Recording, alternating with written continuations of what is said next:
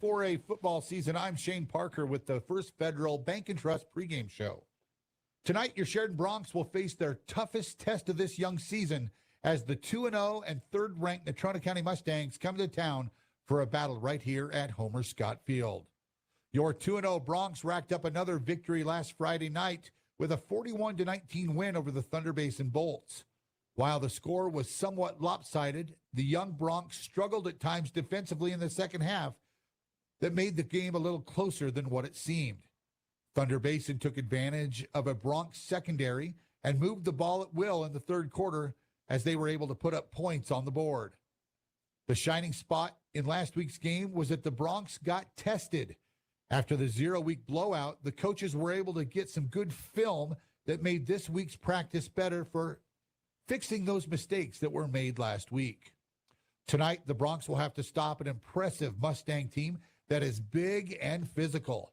The Mustangs will try to sustain long drives by running the ball between the tackles and try to keep Sheridan's high-powered offense off the field. The Broncs, on the other hand, will try to get the ball into their playmakers' hands more often and spread the field to put more pressure on the Mustang defense. Natrona entered the season with just one returning starter from last year's semifinal team. Quarterback Kenai Olson was their only returner, but the Mustangs just reloaded at every other position and will really test the inexperience of the Broncs defense.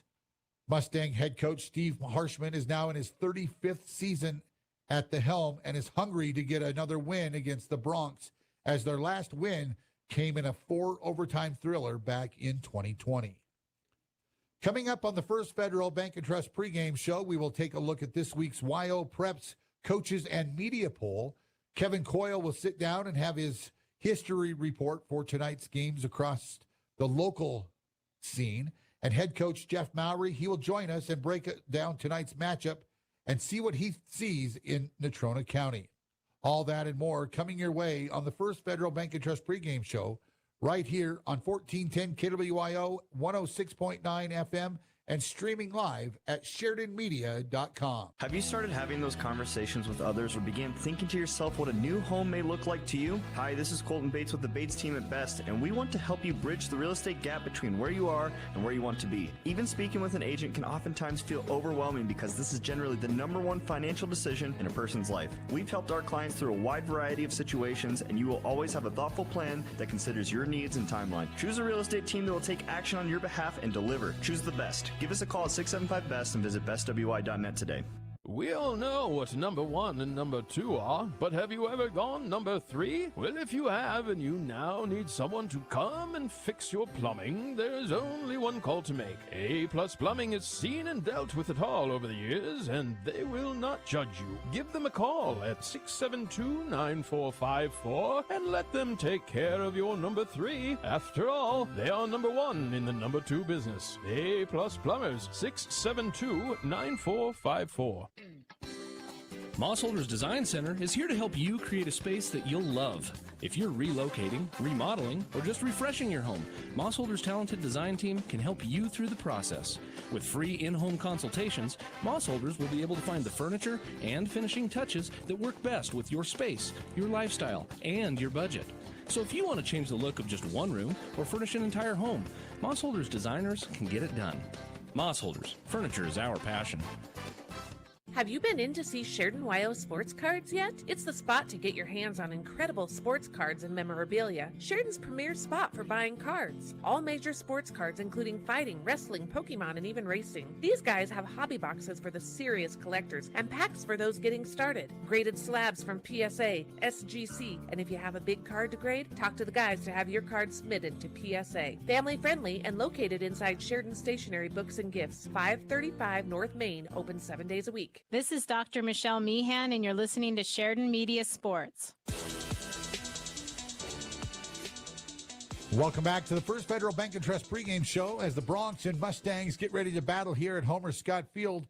Here's a look at this week's YO Preps coaches and media poll. In Class 1A 6-man, Little Snake River continues to lead the way at number 1, followed by Encampment, Burlington, and Farson Eden. And Hannah Elk Mountain moves into the 5 spot for the first time this year. In Class 1A 9-man, Number 1 is still Pine Bluffs. 2 and 3 switch spots as Big Piney is number 2 and Saratoga falls to number 3. Lingle Fort Laramie is number 4 and Grable comes in this week at number 5. In Class 2A, your Bighorn Rams continue to lead the spot at number 1, followed by Mountain View, Lovell, Cokeville, and Burns moves into the 5 spot this week in Class 2A. In Class 3A, the same 5 are in the poll, with Star Valley still being number 1, followed by Cody, Riverton, Douglas, and Jackson. And in Class 4A, all 5 spots remain the same. Number 1 is Sheridan, followed by Cheyenne East. Natrona County is 3, Campbell County 4, and Cheyenne Central checks in at the 5 spot this week. That is a look at your Wyoming Wild Preps coaches and media poll. When we return, we will have Kevin Coyle. He will sit down for tonight's Sheridan County History Report, and later on we will hear from head coach Jeff Bowery as we continue right here on the First Federal Bank and Trust pregame show on 1410 KWYO and 106.9 FM. No shirt, no shoes, no problem. Online banking is fast and convenient with Sheridan Community Federal Credit Union. If you have a smartphone, you can do your banking from anywhere, including remote deposit. Just take a picture of your check and send it. It's that easy. And you'll instantly have access to the first $200 available and the rest shortly thereafter. Yep, banking is that easy with remote deposit at Sheridan Community Federal Credit Union. Member NCUA, Equal Housing Lender. Ready to hit the court? Sign up now for women's volleyball leagues with the Sheridan Rec District. There are competitive and leisure leagues available. Also, you can sign up your own team or sign up as an individual and be placed with a team. Learn more and register online at SheridanRecreation.com under the Programs tab, or call 307-674-6421 or stop by the Sheridan Rec District office at Thornrider Park. Join the fun. Sign up for women's volleyball as a team or an individual. Don't miss an unforgettable night of music featuring beloved operatic arias, timeless Broadway favorites, and the Great American Songbook. Join us Friday, September 12th at 7 p.m. in Kennison Hall at Sheridan College's Whitney Center for the Arts. Songs will be performed by Opera Wyoming and feature local artists. Tickets range from $10 to $30. Buy them online at sheridan.edu/arts or call the Whitney Center box office at 675-0360. Opera Wyoming, where Wyoming meets Broadway. September 12th at Sheridan College. This is Dylan Kraus, Market President with Security State Bank. Our clients are the key to our success, and we want to say thank you. Join us at Security State Bank for Customer Appreciation Day, Friday, September 26th from 11 to 2 at 2070 Coffeen Avenue. Enjoy a free lunch, sign up for great drawings and giveaways, and bring the family for some carnival fun. Thank you for trusting us to be part of your journey. We look forward to celebrating with you on September 26th. Do you have family coming to town and not enough room in your home to accommodate them? Book them a room at the Candlewood Suites in Sheridan. They'll enjoy features like fully equipped kitchens that include a microwave, full-sized refrigerator, dishwasher, stovetop, even pots and pans, and free guest laundry. Did I mention the outstanding views of the Bighorns? Book your reservation with the Candlewood Suites and relax knowing they'll feel right at home. Call the Candlewood Suites 307-675-2100.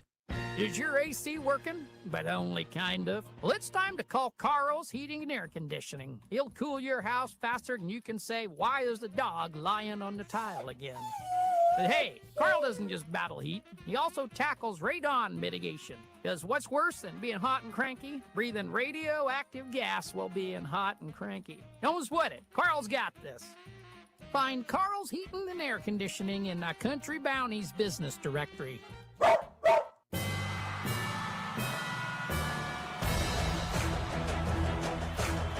For Sheridan Media Sports, I'm Kevin Coyle with your Sheridan County High School Football History Report for Week 2 of 2025. Information courtesy Wyoming-football.com. For Natrona County at Sheridan, this game kicks off Friday at 6 p.m. Sheridan won the first meeting between the two teams in 1921, while Natrona County got its first win in 1926. Natrona County leads the series 59-54 with 6 ties, including the postseason, but Sheridan has won the last 6. As far as games at Sheridan go, Sheridan leads the series 34-20 with 3 ties and has won the last 8 times the teams have played each other at Sheridan. Natrona County's last win at Sheridan was in the 2013 regular season. Sheridan's longest win streak versus Natrona County is 6 from 1988 to 1993, 2015 to 2017, and the current 6-game streak that started in 2021, while Natrona County's longest win streak versus Sheridan is 11 from 1999 to 2007.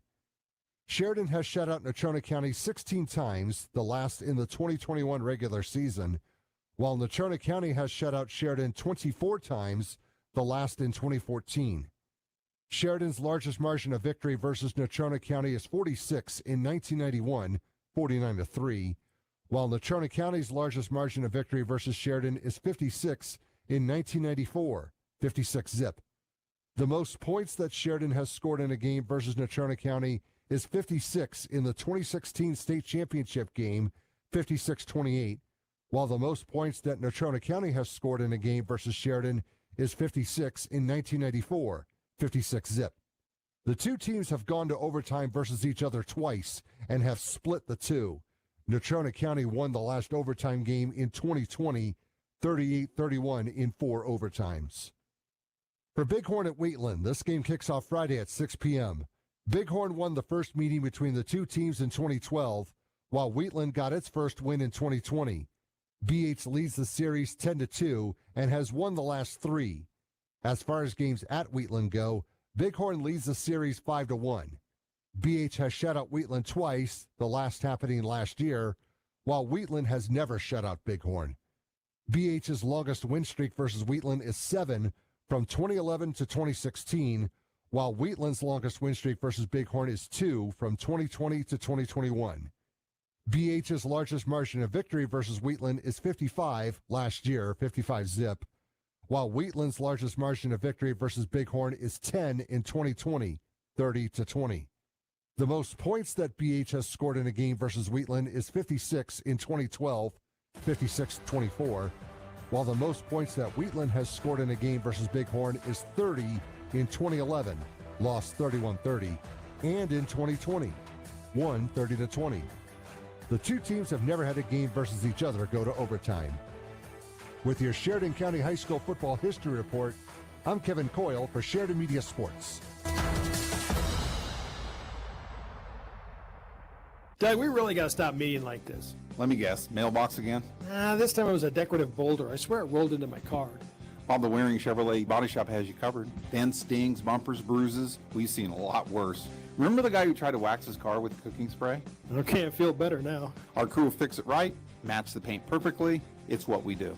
Wyoming Chevrolet Body Shop, fast, friendly, fully prepared for whatever you run into. 107 East Alger, WaringSheridan.com.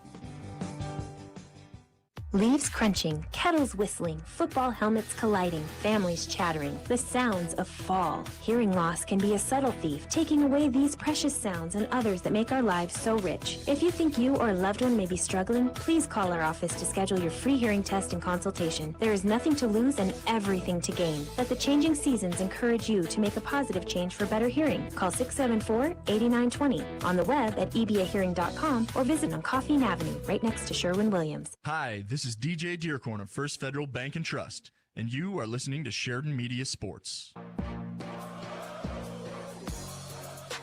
Thanks a lot, Kevin. The Broncs and Mustangs are now out on the turf here at Homer Scott Field, getting warmed up for tonight's game. Here is a look at what's going on for our local teams, as well as the rest of the 4A schedule.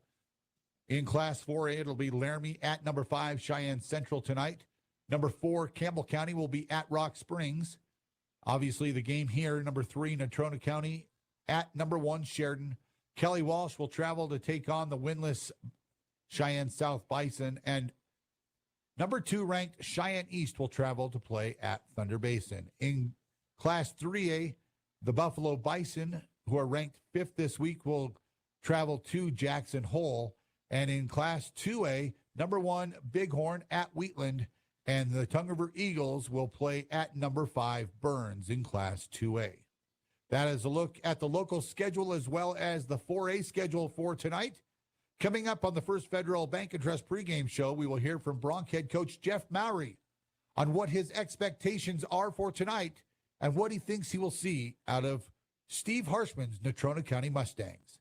All that and more coming your way on the First Federal Bank and Trust pregame show right here on 1410 KWYO and 106.9 FM. Since 1935, First Federal Bank and Trust has been a cornerstone of Sheridan. And to celebrate 90 years of community commitment, we're donating $90,000 to 10 nonprofit organizations in Sheridan. Each month through November, we'll honor our legacy of community support by investing in a local nonprofit. This month, First Federal will award $9,000 to the Child Development Center.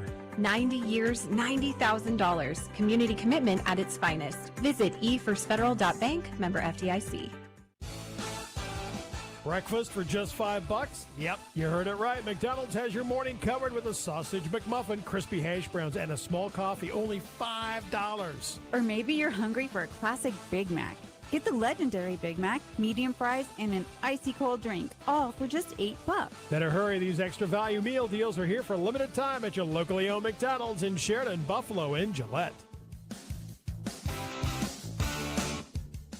This unique Story, Wyoming property offers 3 separate structures on a fenced, tree-shaded lot with some modern updates and located a half-mile from the Bighorn National Forest. This main home is an 800 cozy square foot with a gas fireplace. There is an additional 400 square foot guest cabin and a large garage workshop. Call me, Callie Munsick, at Buffalo Realty, ERA powered, and see 6 Easy Street and Story at buffalorealtyllc.com.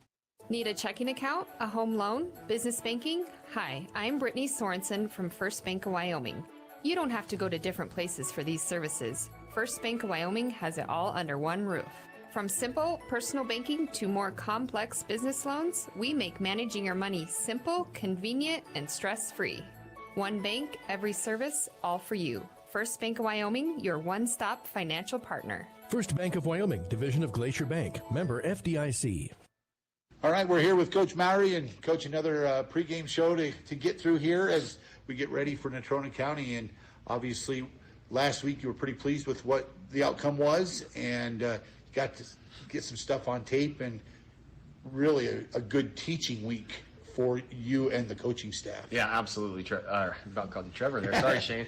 Absolutely, Trevor. I did it again. Shane, we got some good film, and that's not something we had the first week, and so we got 4 quarters of good film that we could pick apart and learn from. I mean, that's one of the biggest things I think our coaching staff does well is tries to get our players in good positions to make plays. And you know, there were some times against Thunder Basin where we were not in the right position, and they were able to make some big plays. You know, they had a 40-yard completion, a 35-yard completion, and we've got to eliminate those big plays. And it's most of the time because we're out of position. And so we've got to see the threats in our zone and understand who we need to collision. And so this film was really good for us. You know, a lot of people say a lot of growth between week 1 and week 2. Well, this was our first great film week. And so hopefully we see a lot of strides from week 1 last week to this week in week 2 against Natrona. Offensively, obviously you put up some points again. Are you pleased with how the offense moved the ball and kind of got things rolling there in the second quarter? Yeah, you know, I was pleased. We moved the ball in the first drive and didn't end up with points. I'd like to see points there, but we were able to punt the ball and put it on the 1-yard line, and so we put a 99-yard in front of him, a field in front of him. So I liked our first drive. Kind of stalled out there a little bit, but then a huge special teams got the offense going. A big punt return got us into the red zone, and we scored shortly after, and then you know, we started rolling before halftime. It was a good second quarter for our offense. We had some big plays, got the ball in our playmakers' hands, and saw good things. And so to finish with 41 points and, you know, just over 400 yards of offense against a team like Thunder Basin, I was pretty pleased. Are there things we can do better? Absolutely. I thought we ran the ball pretty efficiently, almost 6 yards a carry running the ball, and then we threw the ball efficiently. We were 11 of 15 throwing the ball, which is an efficient day in the air for us. So, we saw quite a few people take snaps. Obviously, the last few years you've been running that wildcat type set, and now we're seeing even a couple different guys back there besides the quarterbacks. Is that something that you're anticipating you're going to have to use throughout the rest of the year? Yeah, you know, we try to always keep the other defense on their toes, and if they're not going to sub and match personnel, then we're going to try to maximize our opportunities. And you know, we put in Beck at quarterback this last week for some short yardage plays, and he showed that he's a pretty good runner, and so getting the ball into his hands is a good idea for us. And so the fastest way to get the ball in somebody's hands is that direct snap, and so it paid off for Beck, and then we got it into Breck's hands a couple times as well. And you know, we went off the edge for about a 10-yard gain with him And then our quarterbacks also, I thought, did a good job. Andy did a good job running the ball. He made some good reads on our power read and our jet sweep read. And so, I think you'll continue to see different guys take snaps throughout the season. And it's about, what do we think's best for our team? And I've talked to our quarterbacks about that. Sometimes the quarterback think they should take every snap, and our guys, they know that it's what's best for our team. And if somebody else taking a snap means it's better for the team, they understand that and they're good with that. And so it's been fun. Do you feel like the longevity of this winning streak has made the Sheridan Broncs complacent in any kind of way? The boys, obviously, they work hard and they know that each team is pretty formidable. Their next opponent is pretty formidable. But do you feel like it ever comes up where they're like, it's just going to be another win? I worry about that a lot. I don't know if I have any specifics throughout. It's been quite a while since we had that loss, and we all lose, or we all learn a lot from when we lose. Yeah. And we haven't had that L on our record sheet for quite a while. But if you ever come to our practices, or you come to our film studies, or you come to anything we do, our kids have lots of losses. It might not be on the scoreboard of a game, but they're not all getting pluses when we grade their film every week. And so if they continue to take advantage of those learning opportunities, you can lose and have a lot of learning that happens. But if you learn from those little things along the way, I don't know. I guess it's all what you take from those learning opportunities. And so if we continue to take advantage of the learning opportunities that happen during the week and from film studies, I tell the guys, we'll let the scoreboard do what it will. And don't worry about the scoreboard, because the minute you start worrying about the scoreboard, you're not worried about this play and this opportunity you have in front of yourself. I really like the way that you guys prepare the guys, and obviously you're not focused on that. You're focused on making them better football players and better guys. Yep. And if the W at the end of the day comes along, that's just the icing on the cake. Yeah, you just kind of got to surrender the outcome. I'd be lying to you if I never stepped on the field against Natrona County and didn't feel like we could lose this football game. I've never stepped on Natrona County, a game against them, and knew we were going to win. I mean, they're just a high-quality football team, and yeah, they could beat us anytime, and this year's not any different. They could have beat us last year. They could have beat us the year before that. This year, they have the opportunity to beat us. They're a good football team, and if we don't play our cards right, they'll beat us. That being said, our guys got to continue to grow and take advantage of those opportunities, and we talk about surrendering the outcome, and whatever the scoreboard is at the end of 4 quarters, we got to reflect on what we did, and if we can continue to grow, then that's a great thing. Absolutely. So as we get ready for Natrona tonight, your old friend Steve Harshman coming to town. He's the longest tenured coach in Wyoming high school football right now, and he's got more wins than pretty much anybody in the state of Wyoming, and he always has his team prepared.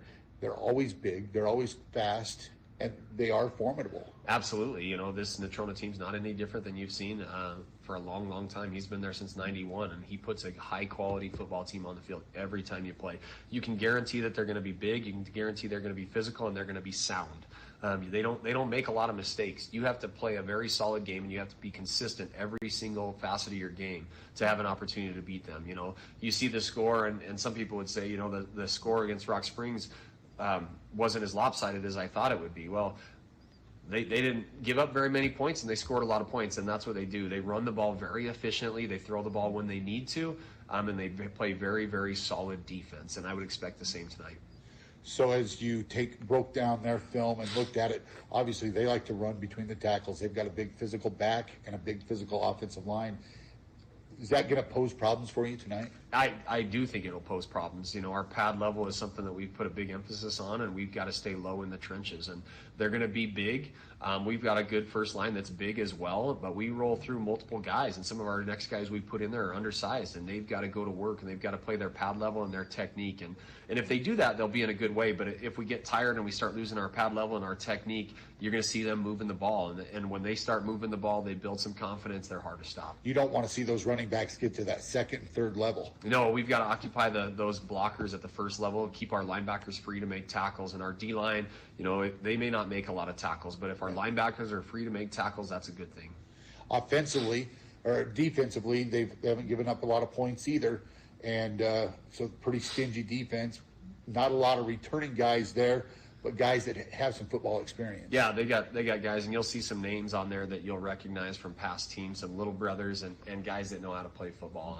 They've got some coaches' kids on the team, and so they're going to be well prepped and versed for us. They're going to play a 4-4, and they'll move to a 3-4 sometimes and mix it up a little bit, but they're traditionally known for a 4-4 cover 3, and it's no secret what they run. You still have to beat it, and they're very, very sound in what they do. They play gap sound defense, and they don't make mistakes very often. So when you do see a mistake, that you've got to capitalize and take advantage of that. Is there a weakness that they have that you think you can exploit tonight? You know, we're gonna have to find that on the fly, because when you watch film, you don't see a lot of it. Okay. You've got to get yards where you can, and you know what we think. There's places where we can get 5 or 6 yards, and then we got to run tough. And when we get the ball in our playmakers' hands, we got to make people miss, because they're gonna have somebody there to make the tackle, and they're good tacklers. But if we can make somebody miss and get somebody out in the open, I think we've got a shot. Well, let's get after them, and hopefully we'll have another W at the end of the night. I appreciate it, Shane. Thanks. Having a house to call your own is part of the American dream. At Campco Federal Credit Union, we can help you finance the home you've been looking for. Our mortgage specialists provide the insight and assistance you need to get you through the home buying process. Campco also offers home equity lines of credit for those who want to improve their dream home. Come into one of our branches today or apply online at campcofcu.com. We look forward to building your dream with you. Campco Federal Credit Union, member NCUA, and equal housing lender. Need screen printed and embroidered items? Well, whatever you need, Kilpatrick Creations is the go-to local company for these types of items. If it's screen printed or stitched, we are the ones to help you. Give us a call first. We're here to help you and want to help you with your imprinted garment or accessory needs. We've been in the business and serving Sheridan County for over 20 years. We have the experience, talent, and selection of goods that allows us to help you promote your business, club, or event in the best, most affordable way possible. Come see Kilpatrick Creations for all your screen printed or embroidered needs. Building or remodeling your home or commercial space can be overwhelming. With so many decisions to make, choosing the right contractor matters. At North Country Construction, we believe you deserve a team you can trust. From initial planning and site work to concrete and final touches, we handle the entire process with a decade of quality in the Sheridan area that speaks for itself. When only the best will do, call North Country Construction, 307-461-2896. 307-461-2896. One Health in Sheridan provides medical care, mental health, and other support services for the whole family.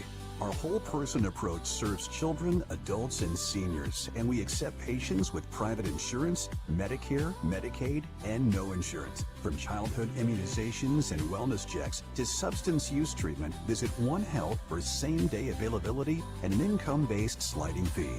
Visit onechc.org/Sheridan for more information. This is Dr. Dana Leroy with Leroy Family Dental, and you're listening to Sheridan Media Sports.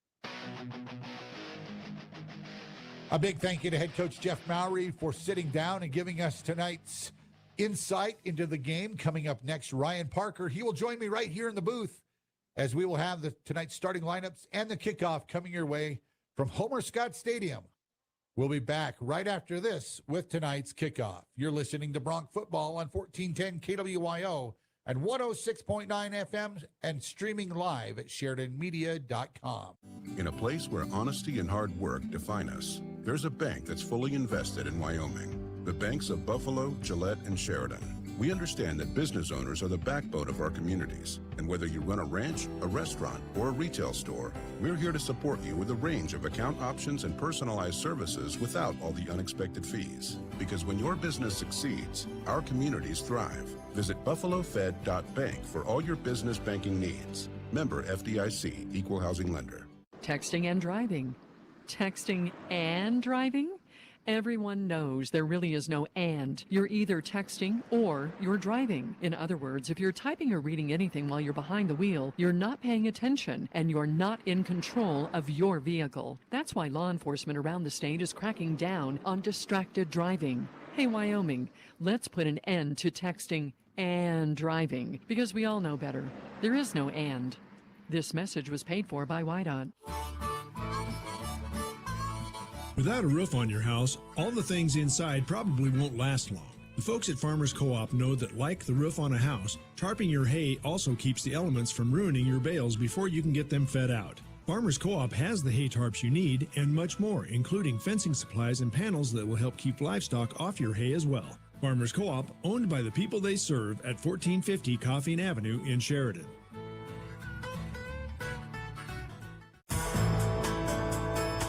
The law offices of Chapman, Valdez, and Lansing has offices in Sheridan and Casper ready to protect the freedoms and rights of the citizens of Wyoming. Michael Lansing, McCole Soto, and Wade McCool provide competent local legal counsel focused on small businesses, real estate transactions, guardianships, employee protections, and personal injury. Michael, McCole, and Wade will aggressively, timely, and ethically protect your rights 24/7. Proud to support all local youth activities. This is Dr. Dana Leroy with Leroy Family Dental, and you're listening to Sheridan Media Sports. Welcome back to Homer Scott Field. Shane and Ryan Parker alongside for Friday night football here at Sheridan High School. And Ryan, it's going to be a good one tonight. The Broncs, obviously, they're going to be tested tonight. It's the biggest game of the season for both teams, really, so far. Natrona County comes in. They beat Thunder Basin 37-14. The Broncs beat Thunder Basin a week ago, 41-19. So pretty similar scores in the games that they played against Thunder Basin. Last week, Natrona was without 4 or 5 of their starters who had gotten injured in that Thunder Basin game, but they went on the road and they won at Rock Springs last week, 28-7. While the Broncs, they played Thunder Basin last week, and the Broncs also got the big win over Cheyenne South to open the season. But last week was really the first time a lot of the guys here on the team had played a lot of minutes because of that opening game against Cheyenne South. Yeah, last week you kind of heard it from Coach Mouy. This early in the season for these starters to get 4 quarters was huge. I think it's going to play to their advantage against Natrona tonight. In week 1, Thunder and Natrona, it was a 7-point game going to the 4th quarter. Right. And Natrona just ran it up and down the field in that 4th quarter and blew it wide open. So we're about ready to get things underway. We're about 7 minutes away from kickoff. But as we keep rolling here on the First Federal Bank and Trust pregame show, we will try to get everything lined up for you before we get going tonight. We will have the starters and so much more coming your way. The Broncs did win the toss, and they will receive the opening kick tonight. But we're about ready to have the anthem and get this thing ready to go. So we'll take a quick timeout. When we come back, we will have the starting lineups and the opening kickoff. You're listening to Bronc Football on 1410 KWYO and 106.9 FM. At First Northern Bank of Wyoming, we know agriculture isn't just a business, it's a way of life. Hi, this is Andrew, and for 140 years, we've proudly stood beside Wyoming's farmers and ranchers, helping them grow, invest, and thrive. Whether you're expanding your herd, upgrading equipment, or planning for the next generation, our ag lending team is here with local expertise and personalized solutions. Stop by and see us at 29 North Gould Street or visit us online at firstnorthern.bank. First Northern Bank of Wyoming, your partner in agriculture for 140 years. Member FDIC, Equal Housing Lender, NMLS 402576. When the Sheridan Broncs take the field, they bring strength, precision, and pride. At Simply Stone, they bring that same energy into every project, specializing in countertops. Their team fabricates and installs the finest quartz, marble, granite, and porcelain surfaces, turning your home into something truly exceptional. Just like the Broncs, they believe in hard work, dedication, and a rock-solid foundation. Stop by their showroom at 2745 Heartland Drive or visit simplystonewyo.com. Simply Stone, simply the best. Hi, this is Austin with Mystic Tree Farm. Fall is just around the corner, and that's the perfect time to plant trees. Cottonwoods, aspens, crab apples, and more, all in stock. At Mystic Tree Farm, we're already prepping for fall planting, so come pick your trees and schedule early. Remember, if we plant it, we guarantee it for a full year. And don't forget, we have a farmer's market every Saturday from 9 to 12. Mystic Tree Farm, just north of town at 114 Decker Road. Is Wyoming Corporate Office your one-stop shop for everything you need for your Wyoming-based business, LLC, or corporation formulation? Yes. Service of process and mail forwarding services? Indeed. Fulfill the legal requirements for small businesses based in Wyoming? Absolutely. Wyoming Corporate Office provides the communication between your business and the state, so you don't have to. Learn more by visiting WyomingCorporateOffice.com today. I'm Doug Hockett with Stiefel Investments, and you're listening to Sheridan Media Sports. Welcome back to Homer Scott Field. Shane Parker and Ryan Parker bringing you live action from Bronc football. It's Friday night as the 2-0 Broncs face the 2-0 Natrona County Mustangs. Number 1 against number 3 in the Class 4A. And again, the Broncs, 45 consecutive wins, the 4th longest winning streak in the country. And Ryan, this is the 120th meeting all time between these two teams. Yeah, And I think Steve Harshman's been here for all of them. I was just gonna say that 34th season for Coach Harshman over there. So, he's no stranger to Sheridan. I'm looking forward to an incredible matchup. Should tonight. be a good game. Sheridan has won 8 straight games here that have been played in Sheridan, whether it's down at Central Field or up here at Homer Scott Field. So they do have that going for them tonight. And Coach Mouy is 7-3 all time against the Mustangs. So pretty good winning percentage. 3 of his 9 losses since he's been the head coach have been against Natrona County. So we're about ready to get things underway as we take a look at the starters for tonight. Natrona County looks like this. They're going to start on defense. They'll go with Alex Dormy. He'll be a tackle on one side. Jay Spears will be the other tackle.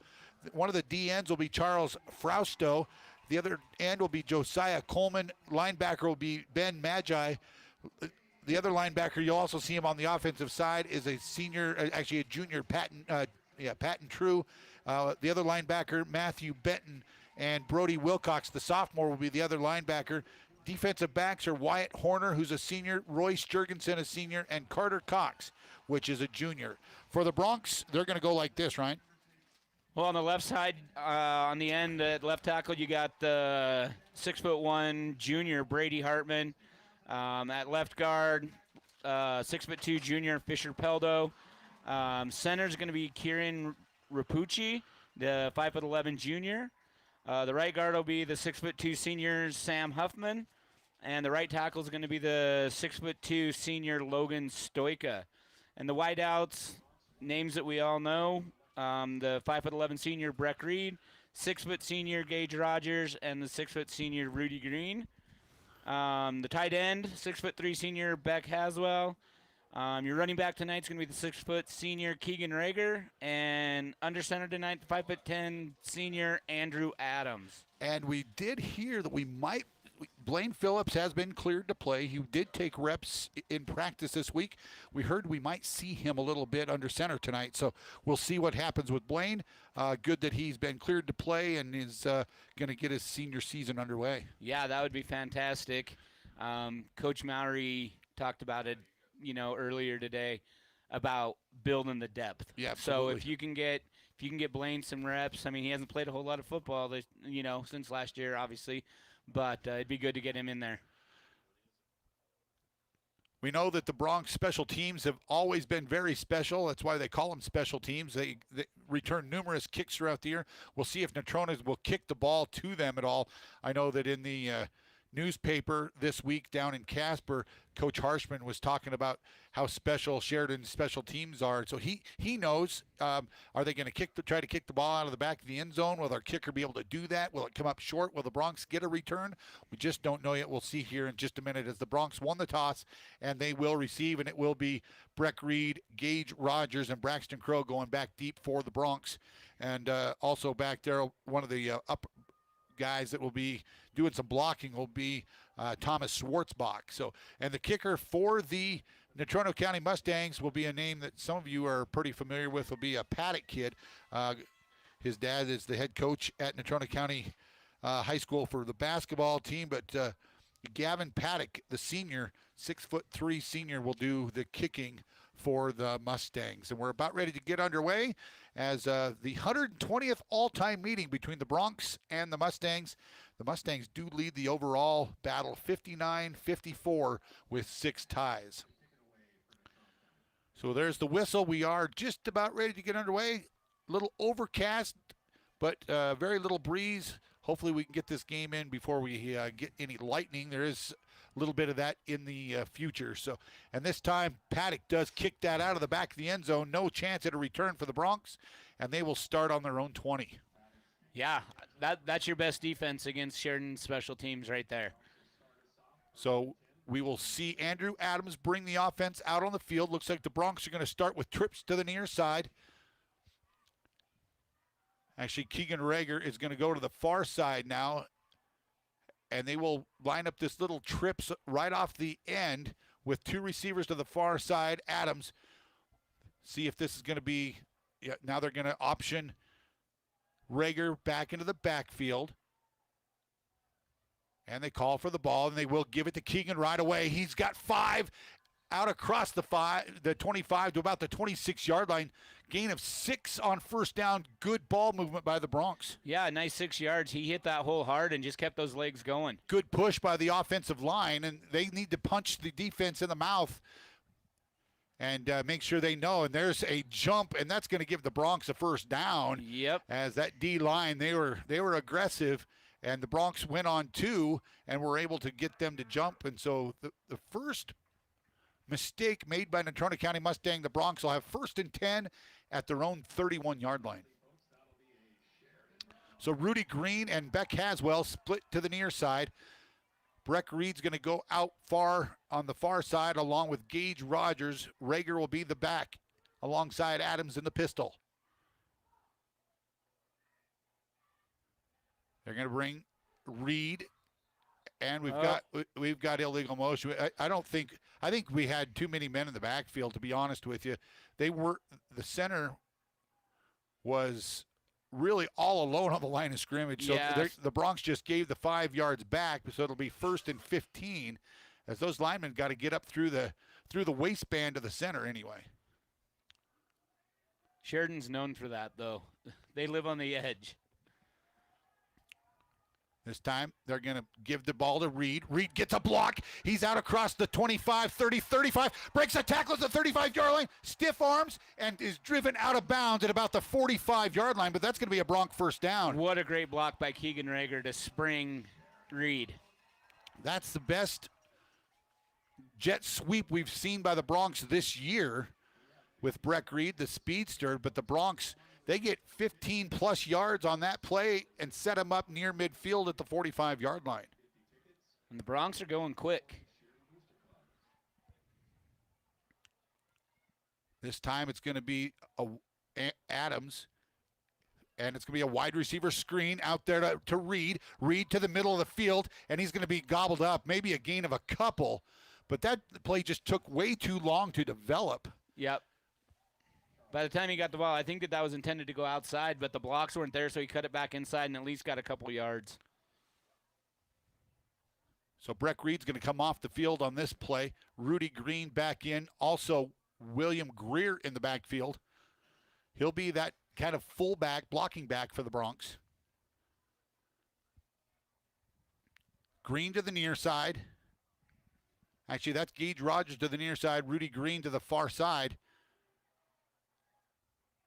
And now Haswell's going to come in motion across the formation. High snap to Rager. Rager breaks a tackle, and he's going to be driven down at about the 49, almost to midfield. But a high snap really changed that play, the timing of it. It did, and Keegan did a good job of breaking that initial tackle and being able to get positive yards. So it's going to bring up 3rd down and about 6 now for the Broncs, just shy of midfield. The ball just across the 49-yard line. This time 3 to the far side with Reed, Haswell, and Green. Gage Rogers will be the lone receiver to the near side. That's the short side of the field. And now they're going to option Reed into the backfield. They fake the give. Adams right down the field has Breck Reed at the 30 into inside the 30. That's going to be a Bronc first down. Great throw by Adams. Hit Breck Reed right in stride, and the Broncs will have it 1st and 10 at the Mustangs' 28-yard line. What a great job by that offensive line. Adams had all day back there to wait for Breck Reed to come open down the middle of the field. So good pursuit by the Broncs to push the ball down the field. This time it'll be Rager and Greer again in the backfield. Haswell, the tight end, 2 receivers in the formation. The snap, the give to Rager. Rager hits the hole. He'll dive forward near the 25. He might be just short of the 25, a pickup of a couple yards there on first down. It'll be 2nd down and 8. And Ryan, that Bronc offensive line, they're doing a good job up front. They've got to get off the blocks a little bit and pick up those linebackers, because the linebackers are the ones that are coming up making the tackles. Yep, they are doing a nice job. And, yeah, you just nailed it. They got to get off those blocks a little bit quicker. So Adams, a high snap again, but this time it will be Rager. Rager has enough for the first down as he inside the 20 down to about the 18, 17-yard line. Let's see where they spot the ball. I think it's going to be close to the 17-yard line. The Broncs will have it 1st and 10 as they inside the red zone now for the Broncs. I got it at about the 17. Yeah, I think the 17-yard line. Get the signals in from the sideline. Rager and Adams in the pistol with Greer the up back. 2 receivers in the formation. And again, they're going to give it to Rager. Rager cuts back, dives inside the 15 to about the 14-yard line. It's going to bring up another 2nd down for the Broncs after a gain of 3 on 1st down. Yeah, Keegan lost his footing a little bit there when he took that handoff. But the Broncs are going quickly. They're already back to the line of scrimmage, putting a little bit of pressure on this defense. Now the Broncs are going to look to the side as Haswell is lined up in the snap receiver formation. This is where we see a little bit of the Wildcat. They like the size of Haswell back there. This time he's going to go straight ahead. He'll dive inside the 10, and it's going to be close to a Bronc 1st down at about the 9. It'll bring up 3rd and maybe 1. Let's see where they mark it. 3rd and a long 1, I think, for the Broncs. Maybe we'll call it 2. So we could see Haswell here again in the Wildcat as the Broncs are now inside the 10-yard line of the Mustangs. And again, it will be Haswell straight up the middle, and he's going to have enough for the 1st down, I do believe, at about the 7-yard line. Nope. They're marking him short. Are they going to mark him short? Yep.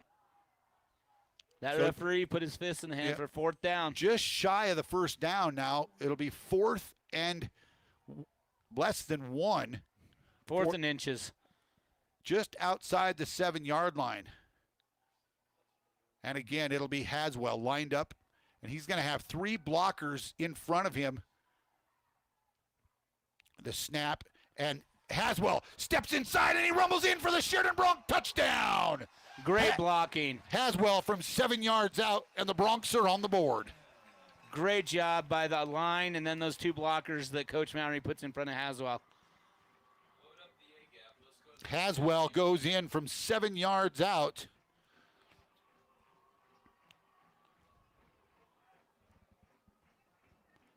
And now the kicker will come on. What a great opening drive. Greer comes on for the extra point. Breck Reed will do the holding. Snap's good, the hold's good, the kick is up, and it is right down the middle. So with 5:31 remaining here in the first, it's the Sheridan Bronc 7, Natrona County yet to have the ball. We'll be back with more of the first quarter. You're listening to Bronc Football on 1410 KWYO at 106.9 FM. Hey Colton, now that the fall season is here, it reminds me of how many things there are to keep track of during the school year. No kidding. There's the backpacks, pencils, notebooks, but there's also the cleats, gym shoes, band instruments, not to mention everything parents are accounting for on top of it. Hi, this is Jill Bates with the Bates team at Best, and we know how much work it is, even just remembering everything you need for the next day. And this is Colton Bates. It's why we work hard to make the real estate process as seamless as possible so you can make the move you want and keep your life moving. Whether buying or selling, let us help make it the best experience for you. Give us a call at 675-BEST and visit bestwy.net today.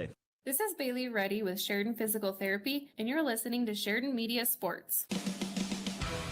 Welcome back. The Broncs punch one in on the opening drive. They lead this thing 7-0 on Beck Haswell's 7-yard touchdown run. Ryan, a lot of credit to that offensive line on that opening drive. The Broncs were picking up 5, 6, 7 yards at a time, all due to the blocking up front. Yeah, and that was one thing that I was kind of concerned about coming into this game is Natrona is very, very big and very physical. And I thought that the battle in the trenches was going to be a good one, and the Broncs stayed strong and stayed tough and matriculated down the field. Let's see if William Greer can do the same thing, put this ball out of the back of the end zone. He's kicked off 8 times this year. 7 of them have gone out the back of the end zone for the touchback, and This one's actually going to be a little short. It will be returnable from the 7-yard line. Natrona across the 20, 25, and going to be tackled before he gets to the 30, but about the 28-yard line. So Natrona will start with decent field position, as the return man for Natrona County was Brody Wilcox, the sophomore. We'll see him do a little bit of everything for Natrona. He's a running back. They like to throw the ball to him out of the backfield, and just a sophomore for this Mustang football team. He's got some football blood in his family, though, don't he? Yes, he sure does. And wrestling. That too. So the quarterback, the returner from last year, Kenai Olson, 6'2", big quarterback. The first give was going to be, actually, he's going to keep it. The Broncs don't bite at all. It's going to be a loss of 5. And that's Haswell. Haswell with the big old drop. I don't know if you call that a sack, because it was the quarterback with the ball. But that's a 4-yard loss on first down. He didn't read that play on those RPOs. If the end crashes like that, you've got to give the ball off. Yeah, because the edge was wide open because Haswell crashed. Yeah, he pulled the ball, and boy, Haswell was on top of him before he knew what happened. Yep. 3 receivers in the formation. Olson's going to drop straight back, overthrows his receiver out on the edge. It's going to be 3rd and 14 now for the Mustangs, as the intended receiver was Royce Jurgensen, the senior wideout. So 3rd down and 14 for the Mustangs as they huddle at about the 15-yard line. 4:33 remaining here in the first quarter. The Broncs leading 7-0 on the range scoreboard. It'll be Wilcox, the running back, 3 receivers to the near side with the tight end Magi in there as well. He'll be more like the up back. And now we've got a timeout on the field. Wow. Early on. Harshman wants to talk about this 3rd and 14. We'll take a timeout as well. You're listening to Bronc Football here on 1410 KLBYO and 106.9 FM and streaming live at SheridanMedia.com. In a world full of pipes, they existed for over 100 years, getting to the source of humanity's plumbing problems. Now, in a toilet somewhere in the city, a terrible evil has been released. One man, one mission, one chance, and this time, it's for real. For showtimes and plumbing, call A+ Plumbers and Appliance Repair, 672-9454. This is Dr. Michelle Meehan, and you're listening to Sheridan Media Sports. Well, Ryan, we talked about the good start by the offense, but the defense has had just as good of a start here. Just 2 plays here on defense, but the Mustangs are facing a 3rd and 14 here on their opening drive. And they had to burn a timeout already. So this is a great start for the blue and gold. Olson will have twin receivers to each side. Now they're going to bring Magi in motion. He'll set up as the up back. He's going to roll, and we've got a false start on the outside receiver. That's going to make it 3rd down and 19 as Jurgensen left a bit early from his receiver spot. That's going to make it 3rd and 19 here for the Mustangs. I was hoping they were gonna throw that flag because that was out in front of everybody. Yeah, he left a full second before the ball was snapped. He was 2 or 3 yards downfield when the ball was snapped. So 3rd down and 19 now for the Mustangs with 4:31 to go here in the first. They started with pretty good field position, and they're just going the wrong way. Going the wrong direction. Now they're going to send 2 receivers to the far side. To the near side is Orrin Williams. He's 6'5", and Olson, he throws one out there. It's going to be caught by the Broncs, but out of bounds. So the Mustangs will have to bring the punt team on, as Breck Reed caught that, but he was about 2 or 3 yards out of bounds when that ball finally came down. And remember, Olson is the punter for this Mustang team. Obviously, this is probably not where you would fake it deep in your own end, but not against the Sheridan Broncs. You always have to remember that when your punter is the quarterback. Well, and if Natrona watched any of Sheridan's first game, I think we blocked 4 punts against South. So Olson with the return team here back deep, just inside the 50-yard line, and it's good. Oh, not a very good punt. And the Bronx, Reed picks it up at the 45, and he's going to be taken down at about the 41-yard line is where, actually, they're only going to give him the 44. Wow. He was all the way up to the 41-yard line, but they're going to spot the ball at about the Mustang 44-yard line. So the Bronx take over in Mustang territory, quickly get to the line of scrimmage with 3 receivers to the near side. The signals come in from the coaching staff. 1 receiver to the far side, Rager in the backfield with Adams. Now they look to the side, get new signals. Gage Rogers, the lone receiver to the far side, he's like, man, I've got one-on-one coverage here. The safety is rolling to the other side. Now they're going to send Reed in motion. Adams rolling to the near side, looking downfield, has no one there. Now a good block, and Adams is going to run out of bounds. That's going to be a loss on the play of about a yard. They might have given him. I don't know if I think they're going to mark it half at the a 45, yard, I think. Maybe just inside the 45. Nope. Yep, loss of one on the play. Boy. Braxton Crow had a good block. It was close to a block in the back, but Andrew did miss a wide open guy down the middle of the field, but that's okay. He didn't throw the ball. Second down and 11 for the Bronx from the Mustang 45.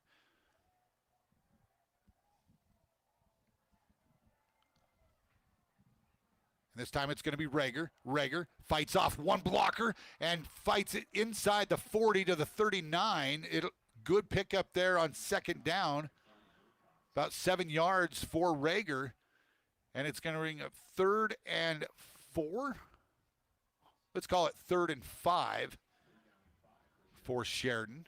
Rager will be in the backfield along with Adams.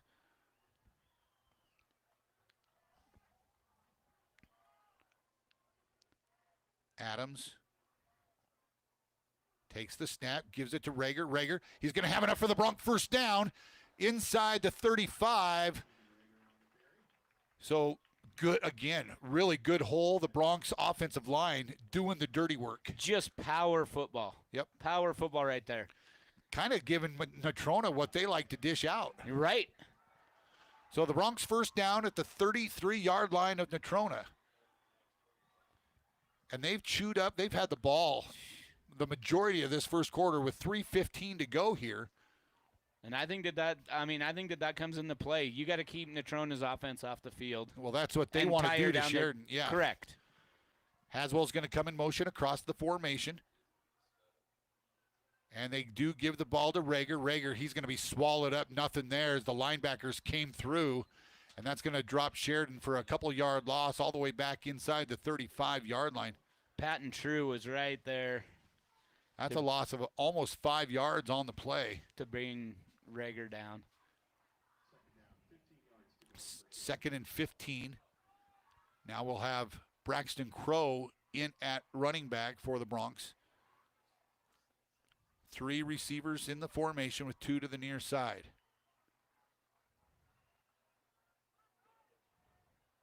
This could be what I was going to say. They're going to bring Reed in motion. They do give it to him. Reed goes to the short side of the field. He's in a little bit of trouble, and he's going to be stacked up for another loss. Boy, Mustang stayed home that time, and Breck Reed had nowhere to go. That's going to be a loss of a couple more. 3rd and about 17 or 18 now for the Bronx, all the way back to the 43-yard line. Once again, those jet sweeps are just taking a bit too long to develop. They're not getting to the edge quite soon enough to be able to turn it upfield.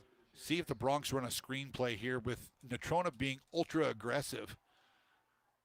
Adams is all by himself in the backfield. 5 receivers in this formation. See if they run a wide.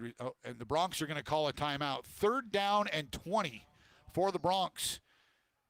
They call timeout. We'll take timeout as well with 3 minutes remaining here in the first quarter. It's the Bronx 7, the Mustangs nothing. You're listening to Bronx football on 1410 KWYO and 106.9 FM.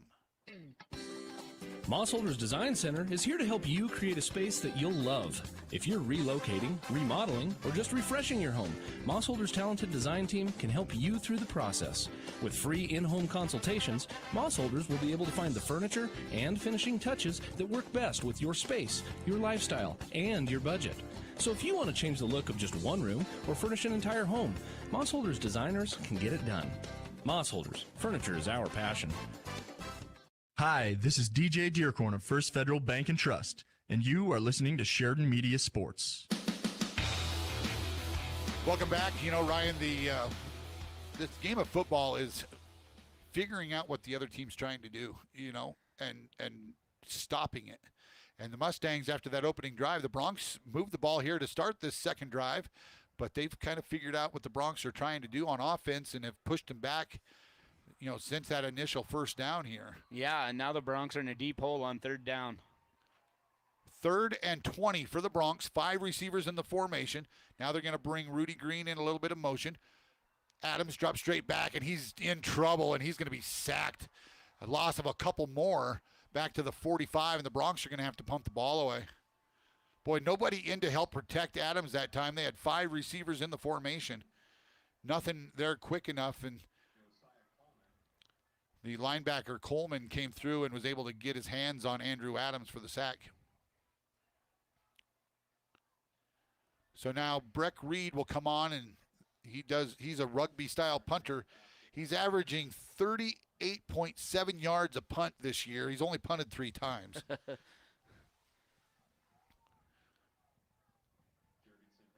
Jurgensen back deep for the Mustangs. There's the snap, and the punt is away. And it's going to go out of bounds. Boy, I think Natrona is going to come away with pretty good field position. Let's see where they mark it. They're going to step it off from about the 15-yard line. And they're going to mark it out right there at the 20-yard line. So Natrona will start at their 20 with their second offensive series. Boy, I know after a good defensive stance that first time for the Broncs, they would have really loved to get more points on the board with the short field, but they just went backwards on their second possession. Now the offense comes back out on the field. Wilcox will be in the backfield. Actually, looks like he's going to come line up at a wideout spot. And the running back will be, actually that is Wilcox in the backfield. Now a man goes in motion. That's Magi. He's going to line up as the up back, and they're going to give it straight ahead to Wilcox, and he's going to get maybe back to the line of scrimmage, but nothing more. They might give him a yard. So maybe a yard to the 21-yard line, but good job by those Bronc D linemen. And Rager filled the hole and was right there for the Broncs defensively. And, you know, and that's what we talked about, and Coach Mouy talked about earlier, too, is how the D-line needs to just tie up those guys so that they don't get to that second level. And so the linebackers can fill, you know. And Rager did a great job of doing that on that play. Rager, Greer, and Rogers, the linebackers for the Broncs. Now they've got 4 receivers in the formation, 2 to each side with Wilcox. And now we've got motion again, a flag. And what's the flag here? We do have a false start on the Mustangs. That'll back them up 5. 2nd down and 14 now. Boy, Coach Harshman cannot be pleased with his offense at this point. Now Kenai Olson's going to run over and get some instructions from the offensive coordinator.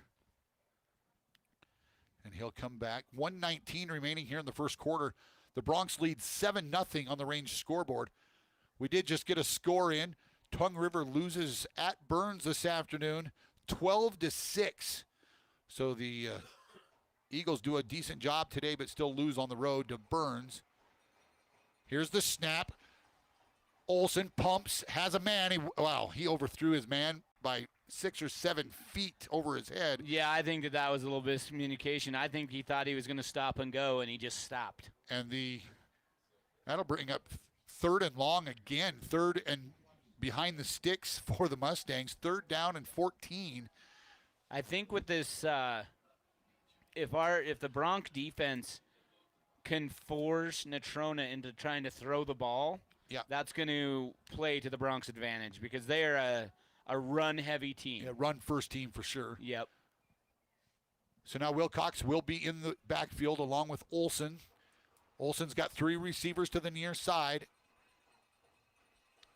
And here comes the pressure, and it's going to be a screen pass, and it's wide open. And that's going to be enough for a first down out across the 30. There should have been a big old hold call, but nothing there. So it's going to be a first down for the Mustangs. The Bronx defense was aggressive. That's what we had talked about when the Bronx had it 3rd and long. Right. The Mustangs just pulled that play out and successful with the holding. Sure. You're not going to catch them all. Right. But if you get away with it, you get away with it. It's only cheating if you get caught, right? So the Mustangs will line up 1st and 10 now at the Bronx 31-yard line, at their own 31.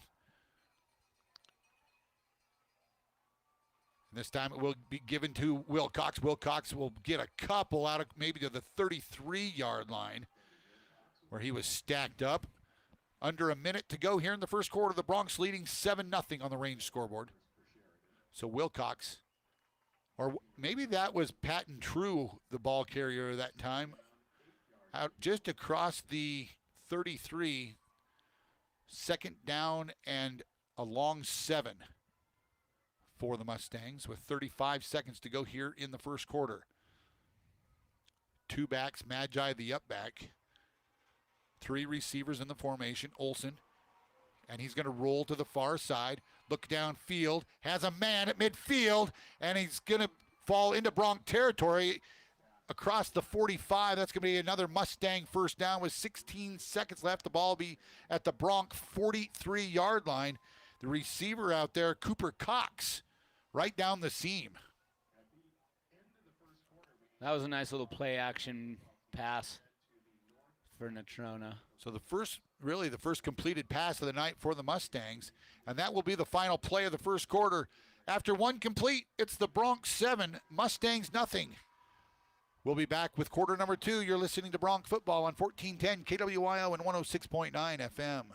Have you been in to see Sheridan WYO sports cards yet? It's the spot to get your hands on incredible sports cards and memorabilia. Sheridan's premier spot for buying cards. All major sports cards including fighting, wrestling, Pokemon, and even racing. These guys have hobby boxes for the serious collectors and packs for those getting started. Graded slabs from PSA, SGC, and if you have a big card to grade, talk to the guys to have your card submitted to PSA. Family friendly and located inside Sheridan Stationery Books and Gifts, 535 North Main, open 7 days a week. Wherever you are, you'll find a branch of Sheridan Community Federal Credit Union. And here's why. If you have a Sheridan Community Federal Credit Union account and a smartphone or other mobile device, visit SheridanCreditUnion.com. Download the free app and your smart device becomes an internet mobile banking device with all kinds of banking features. So, regardless of your location, Sheridan Community Federal Credit Union is in the palm of your hand. Member NCUA, Equal Housing Lender.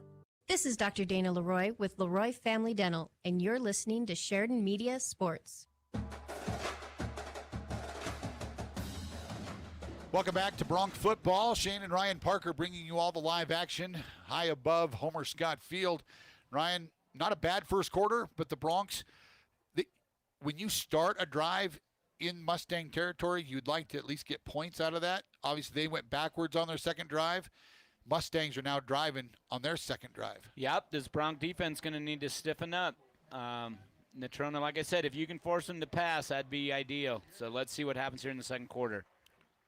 Now we've got True Patton in the backfield for the Mustangs. They drop back now. The receiver caught and out of bounds at about the 38-yard line. The receiver out there, Orrin Williams, really nobody covering him. But he just runs out of bounds at the 38, 2nd down and 5 after the 5-yard pickup for the Mustangs. And maybe the Mustangs think they can throw the ball here a little bit on the Bronx defense. And, you know, that's where the Bronx struggled last week defensively was Thunder Basin really moved the ball through the air. I was just going to say that. And, you know, Harshman's been around a long time. He's going to, he watched that film and found some things that he thinks might work. 3 receivers to the short side of the field. That's the near side with Wilcox in the backfield. Olson, the pitch, that's going to be to Patton True, and he's going to rumble forward. It's not going to be quite enough for a first down out across the 35, inside the 35-yard line. So it's going to bring up 3rd and short now for the Mustangs in Bronc territory.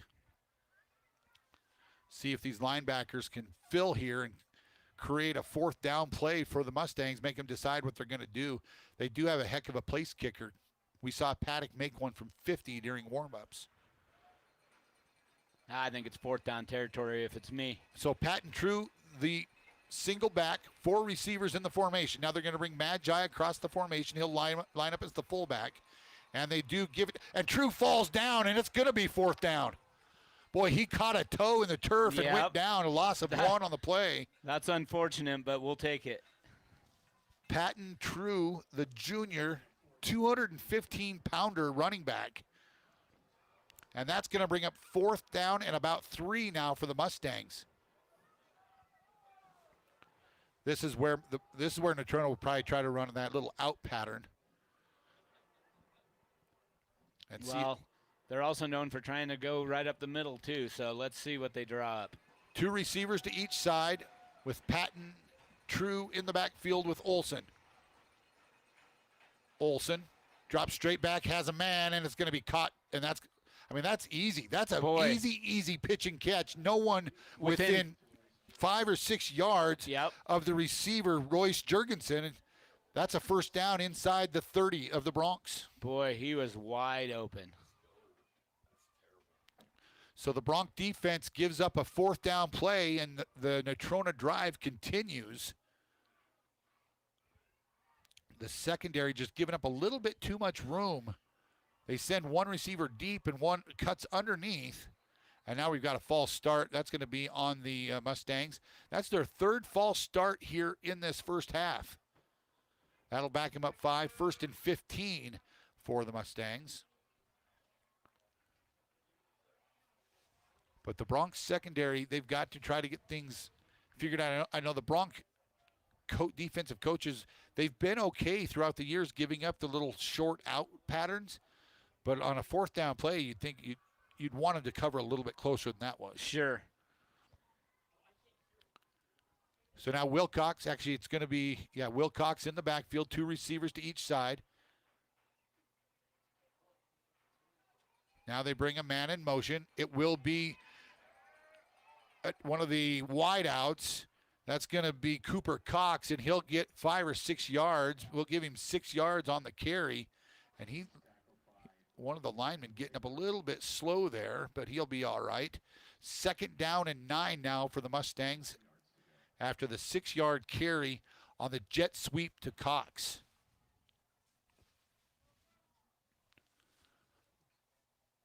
The Broncs really stretched that out, but Cox was able to jump inside and pick up 5 yards, maybe almost. We'll give him 6 yards on the carry. Now Olson goes under center. This time it's Wilcox. Haswell rolls out, has Magi in the open, and he'll be dumped there by the defensive back for the Broncs. That's Noah Newman coming up to make the tackle, but it'll bring up 3rd down and short for the Mustangs at about the 23-yard line of the Broncs. 3rd and we'll call it 4 for the Mustangs. Let's see if we can get a stop here. It's definitely probably 4 down territory. 9-10 remaining here in the first half. Broncs leading 7-0. That was a good fake that time by Olson. Yeah, Haswell bid on that big time. Wilcox, the single back, with Magi, the fullback. 3 receivers in the formation. This time they do give it to Wilcox. He's going to bounce it outside, and he's going to have maybe enough for the first down. Let's see where they spot it. It's going to be close from our vantage point. It's going to be real close. And I think they are going to give him the first down. So Wilcox, who came into this ball game with 127 yards on the ground and 90 through the air for the Mustangs. He's scored 4 touchdowns this year, picks up the first down for the Mustangs inside the Bronc 20 at about the 19. So a long, sustained drive here by the Mustangs. They do like to keep the Bronc offense off the field. You can hear the coaches. And again, they find Jurgensen at the 5, and he'll be knocked down there. That's going to be another Mustang first down. Boy, the Bronc coaches called that out from up here in the box, but the defensive backs just not there. It's like a little 4-yard out. And Jurgens was wide open again. Nobody within a few yards of him. Jurgensen. He'll go off, and now it's going to be power football. Oh, yeah. Olsen. They have Gabe Bannister now lined up as the fullback with Patton True, the tailback. They turn, they do give it to True. He bolsters his way and finds the end zone for the Mustangs. Touchdown, Natrona. With 7:42 left here in the first half, Patton True goes in from 4 yards out.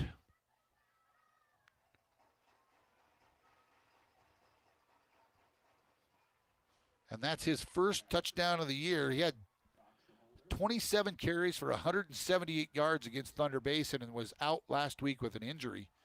And now Paddock on for the extra point. The snap's good, the hold is good, the kick is up, and the kick is good. With 7:42 remaining in the first half, the Broncs and Mustangs tied at 7. You're listening to Bronc Football on 1410 KWYO and 106.9 FM. Registration is now open for the Sheridan Recreation District Men's Basketball League. Sign up as a team or an individual. The season will run from Thursday, October 16th through late January. There will be scheduled breaks in the season for holidays. Learn more and register online at SheridanRecreation.com under the Programs tab or call 307-674-6421 or stop by the Sheridan Rec District office at Thornrider Park. Join the fun. Sign up for men's basketball as a team or an individual. Hi, this is Jeff Tomlinson with Stiefel Financial, and you're listening to Sheridan Media Sports. Welcome back. Bronc football here on 1410 KWYO and 106.9 FM. And Ryan, the Broncs defense just, give it to the Mustangs. They set up a drive that time and a good mix of run and throw and marched right down the field and punched one in. Yep, and we said it last week. Those defensive backs were exposed last week, and once again, here we go. So, but no doubt in my mind, these coaches will get it figured out, and Broncs will be just fine. So the Bronc return team is on the field. Back deep, Gage Rogers and Breck Reed, they stand at the goal line. See if Paddock can kick as far this way as he did in the opening, as he is kicking from the north towards the south on this kick here in the second quarter. 7:42 remaining here in the first half. 7-7 on the range scoreboard. And Paddock kicks this one away, and it's going to be about 4 yards beyond the back end line. So a good kick by Paddock. No return possible for the Broncs. And they will start at their own 20.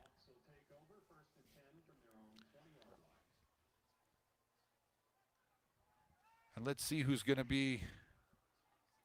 Looks like Blaine Phillips is going to be in at quarterback for the Broncs. His first quarterback, actually, this is his first action of the year in a game, in a ball game. William Greer will be the tailback. 3 receivers lined up, bunched up at the end of the left side of the line. Now Phillips. And he's going to run it, and he'll cut it up inside, and he'll pick up 4 or 5 yards on first down. I think they're going to give him the 25-yard line, so a good run by Phillips right off the bat. Yeah, I think, that I like that play call. First snap of the season for the young man, and just let him get in there and, get hit a time or two and let him get settled in. He's a really good runner of the ball, so now the Broncs, and they're going to line him up again, and this time he's going to get back to maybe the line of scrimmage. And so no gain on second down. It'll bring up 3rd and 5. They might have given him a half a yard. Actually, no, they're going to put it right at the 25-yard line. So under 7 minutes to go now, and the Broncs have got to get a first down here. Haswell comes off the field here on 3rd down. 4 receivers in the formation. And no Keegan Rager here on this drive yet either. Phillips is going to send Reed in motion, and they give it to him. Reed cuts it up. He's got enough for the first down, and boy, he was one step away from breaking that one. Yep. But the Broncs do get the first down across the 30 to the 35-yard line. When in doubt, put it in your playmaker's hands, right?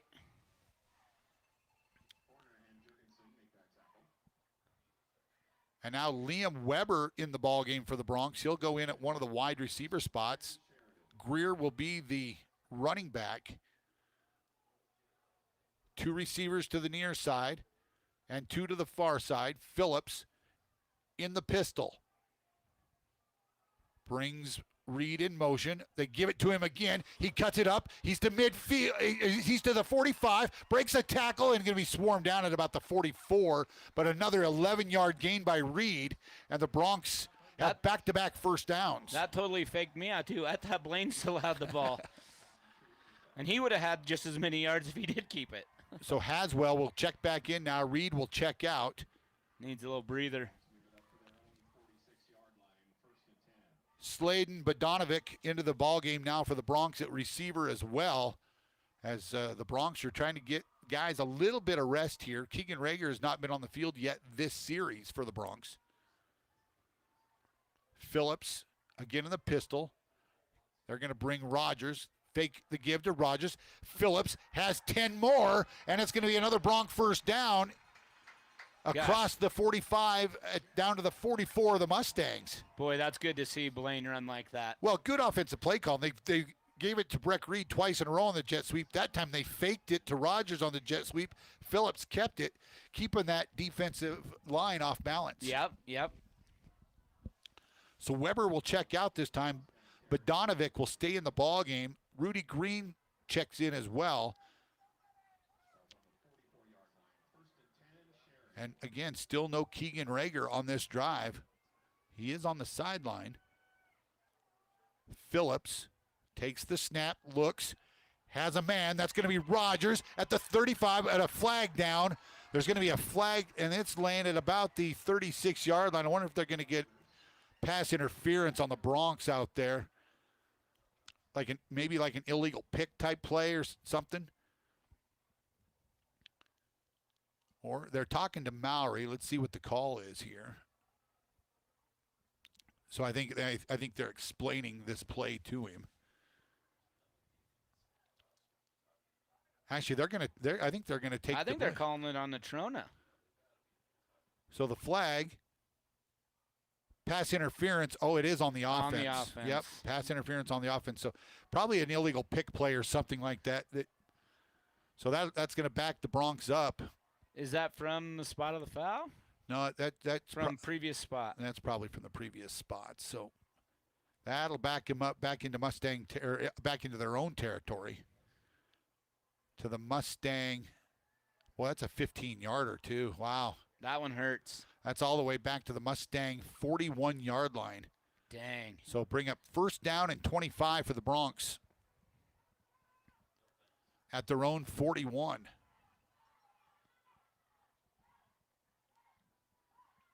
So Phillips stays in it at the quarterback spot. Haswell checks in. And now we've got too many men on the field for sure. But Greer's going to come out. There's the play call. Or the whistles now. The play's been whistled in.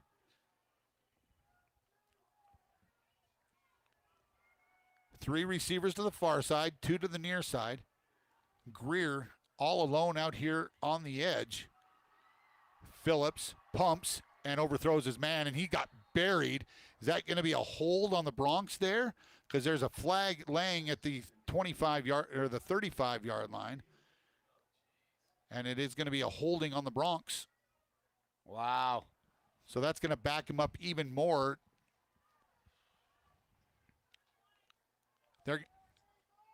I think they're going to decline it. They're going to decline it, make it second down, and that will. No, third down. How is it third down? Unless that was a first down play on the. I don't think it was. on the pass interference. Pass interference. Because that was right after Blaine's big run. Oh, maybe so. Maybe they've missed it. It shows 3rd down and 22. This time they do give it to Reed. Reed breaks a tackle. He's at midfield. He's off to the races. He's at the 30. No one's going to catch him. He's at the 20. He cuts inside, and he's tackled at the 11-yard line. Big run by Breck Reed. But, boy, some speed by Brody Wilcox on defense. I think if Breck just would have kept going straight, he would have gotten into the end zone. He tried to cut that back inside. And he cut it right into one of the Natrona defenders. Now Phillips comes off the field. Reed will come off the field. Haswell's going to be the Wildcat back from the 11 or 12-yard line. It looks like they're going to spot the ball at the 11-yard line. So Haswell, he's going to take the snap. They bring a man in motion. He'll dive in inside the 10 and be stacked up at about the 9 or 8-yard line. A couple on first down there for the Broncs. And he ends up on top of the pile. So 4:08 remaining, and the clock should be running. There it goes. 4:05 and counting here.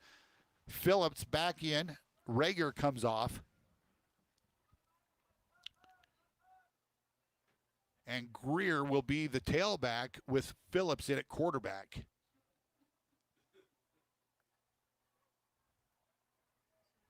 The signals come in. Boy, the Broncs are having a tough time getting the right personnel in. Now Rudy Green comes off, and the Bronc offense has 5 seconds to get the play off. And they do get it off. Now Phillips gets behind, goes down, falls down at about the 5-yard line. It's going to bring up 3rd down now for the Broncs. But they can get a first down inside the 5. Yeah, about the 2 it looks like. So 3rd down and about 3 or 4 for the Broncs.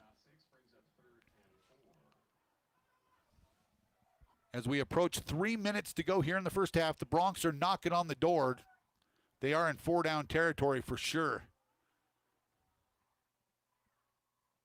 Phillips looks to the side for the signals, has Gage Rogers on the outside. All the other receivers are bunched up on the left end, and the Broncs want a timeout. With 2:53 remaining in the half, the Broncs call their second timeout of the half. You're listening to Bronc Football on 1410 KWYO and 106.9 FM. Don't miss an unforgettable night of music featuring beloved operatic arias, timeless Broadway favorites, and the Great American Songbook. Join us Friday, September 12th at 7 p.m. in Kennison Hall at Sheridan College's Whitney Center for the Arts. Songs will be performed by Opera Wyoming and feature local artists. Tickets range from $10 to $30. Buy them online at sheridan.edu/arts or call the Whitney Center box office at 675-0360. Opera Wyoming, where Wyoming meets Broadway. September 12th at Sheridan College. This is Caleb Zier with Sheridan Physical Therapy, and you're listening to Sheridan Media Sports. Welcome back. Well, Ryan, the Bronc offense looks a little different with Blaine Phillips in at quarterback because he loves to run the ball, and he is a good runner. He's pretty quick, and so the Bronc offense looks quite a bit different. No Keegan Rager when he's in there. Yeah, baffling, but Blaine's a big kid as well, and yeah.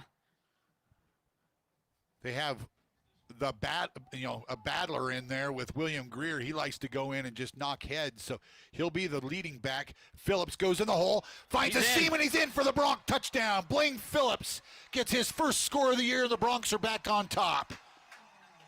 Way to answer. It wasn't pretty. Some penalties and whatnot, but great job. We'll call it a 6-yard touchdown run for Blaine Phillips with 2:50 remaining here in the second quarter. So Blaine scores his first touchdown of the year.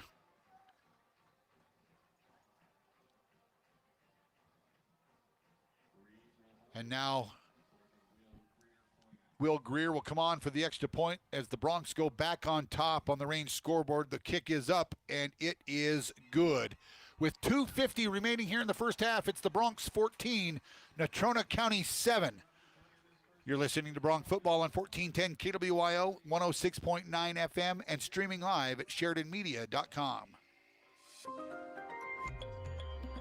Looking to get rewarded just for spending? With our You Choose debit cards reward program, you can earn points every time you swipe. Redeem your points for cashback, gift cards, travel, and more. It's your money. It pays to spend smarter. Enroll today and make your debit card work as hard as you do. Visit Security State Bank today and start earning with You Choose rewards at no cost to you. Security State Bank, small enough to listen, big enough to help. Member FDIC. This is Dr. Michelle Meehan, and you're listening to Sheridan Media Sports. Well, Ryan, kind of a methodical drive for the Broncs. I mean, they did get some big plays in there, 10, 12, 14 yards at a time. But Blaine Phillips led the Broncs his first drive of the year, and they get points. Yeah, beautiful. Big plays by Breck Reed after some penalties that kind of put him in reverse. But you know what? They went down the field and put 7 more on the board. Let's see if Greer can get this one in the end zone and make Natrona go the distance, go 80 yards. With 2:50 left, they've got 2 timeouts left in this half. So Natrona will look to try to match Sheridan's second score of the game. Greer has it teed up, back deep for the Mustangs. And Greer's kick, this one's going to be short as well, and it's going to be taken at the 11-yard line. And he'll be hit immediately and driven back at about the 23, 24-yard line. So the Mustangs will take over at the 23 or 24-yard line. Let's see where they spot it. I think it's going to be at the 24. So the Bronc defense will come back out and see if they can keep Natrona off the board to end this first half. Natrona will get the ball to start the second half. So this will be a good spot for Sheridan to not give up any points here. DeStefano and Bodanovic, the safeties in for the Broncs. Olsen with Wilcox. Wilcox goes in motion. If they throw the ball to him and it's incomplete, and Haswell picked it up as it was a forward pass. They did call it a forward pass. Incomplete.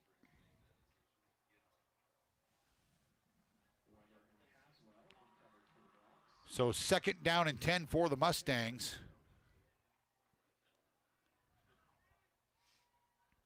And the Bronc defense good on 1st down.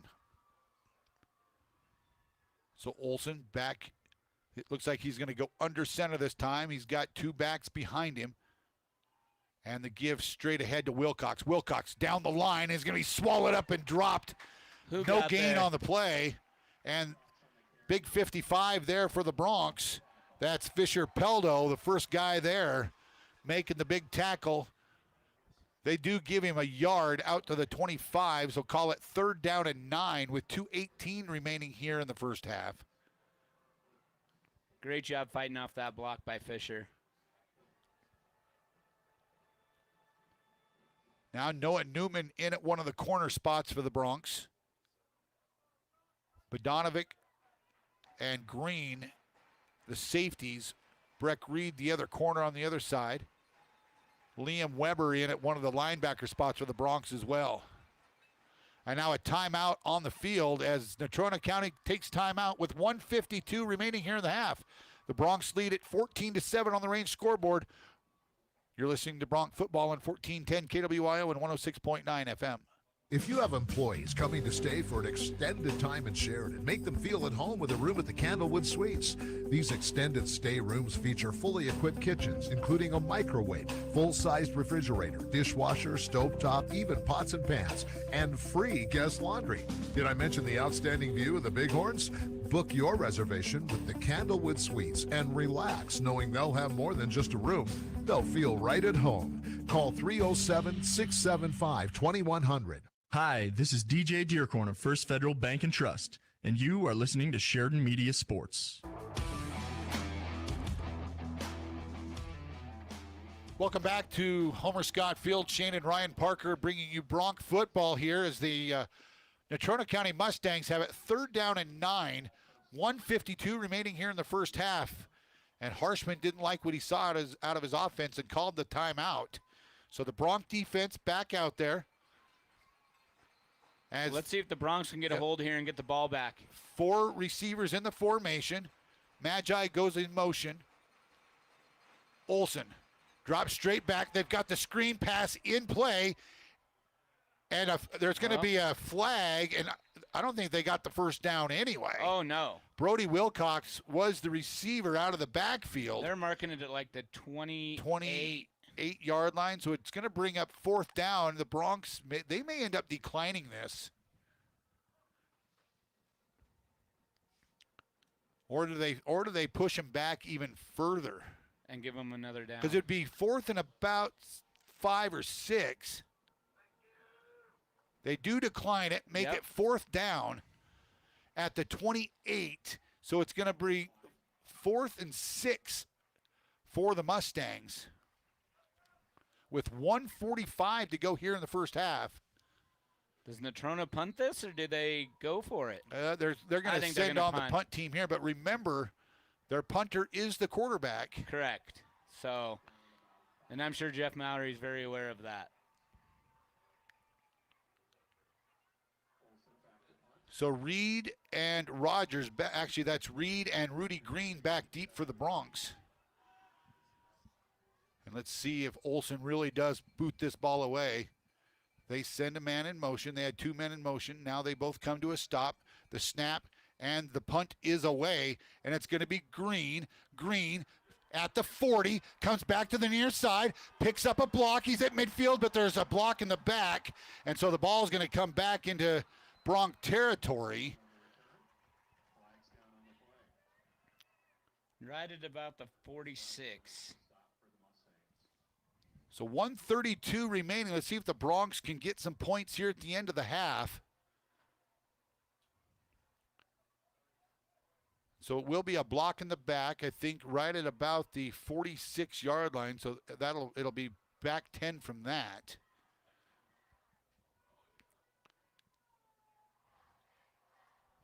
They're going to step it off from the 48. So the Bronx will have it at their 38-yard line. With 1:32 remaining, Ben Phillips will remain at quarterback for the Bronx. Blaine Phillips. Yep. So Blaine with 5 receivers in the formation.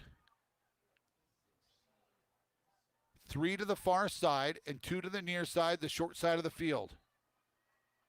And now we're going to have the officials are going to blow this thing dead for a second and talk about what's going on, if they've spotted the ball correctly.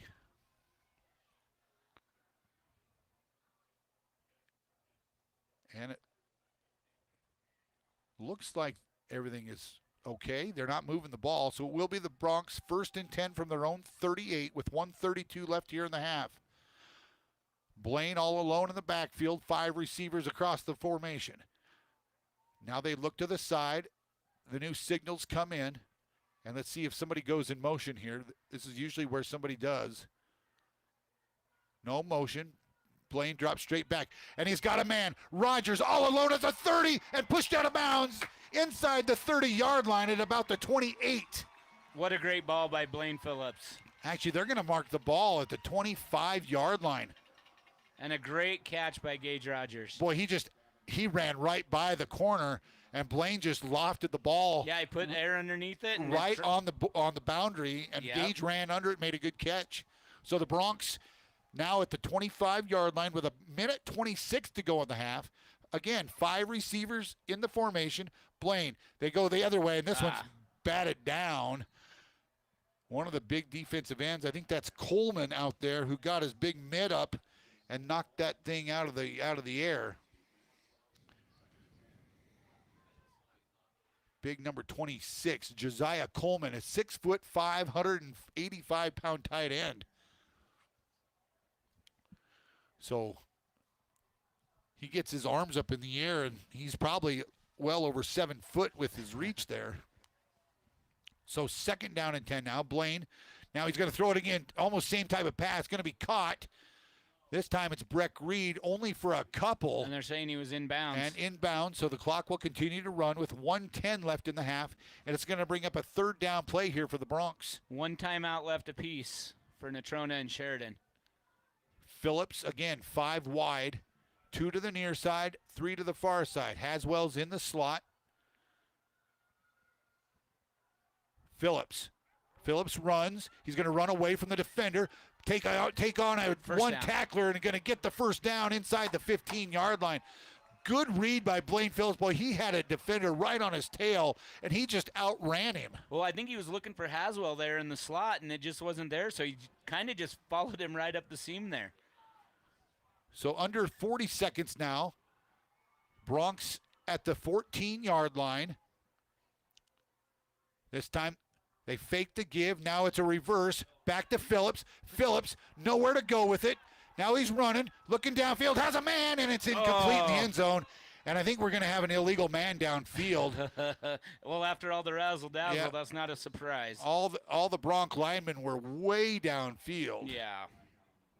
So the flag comes in.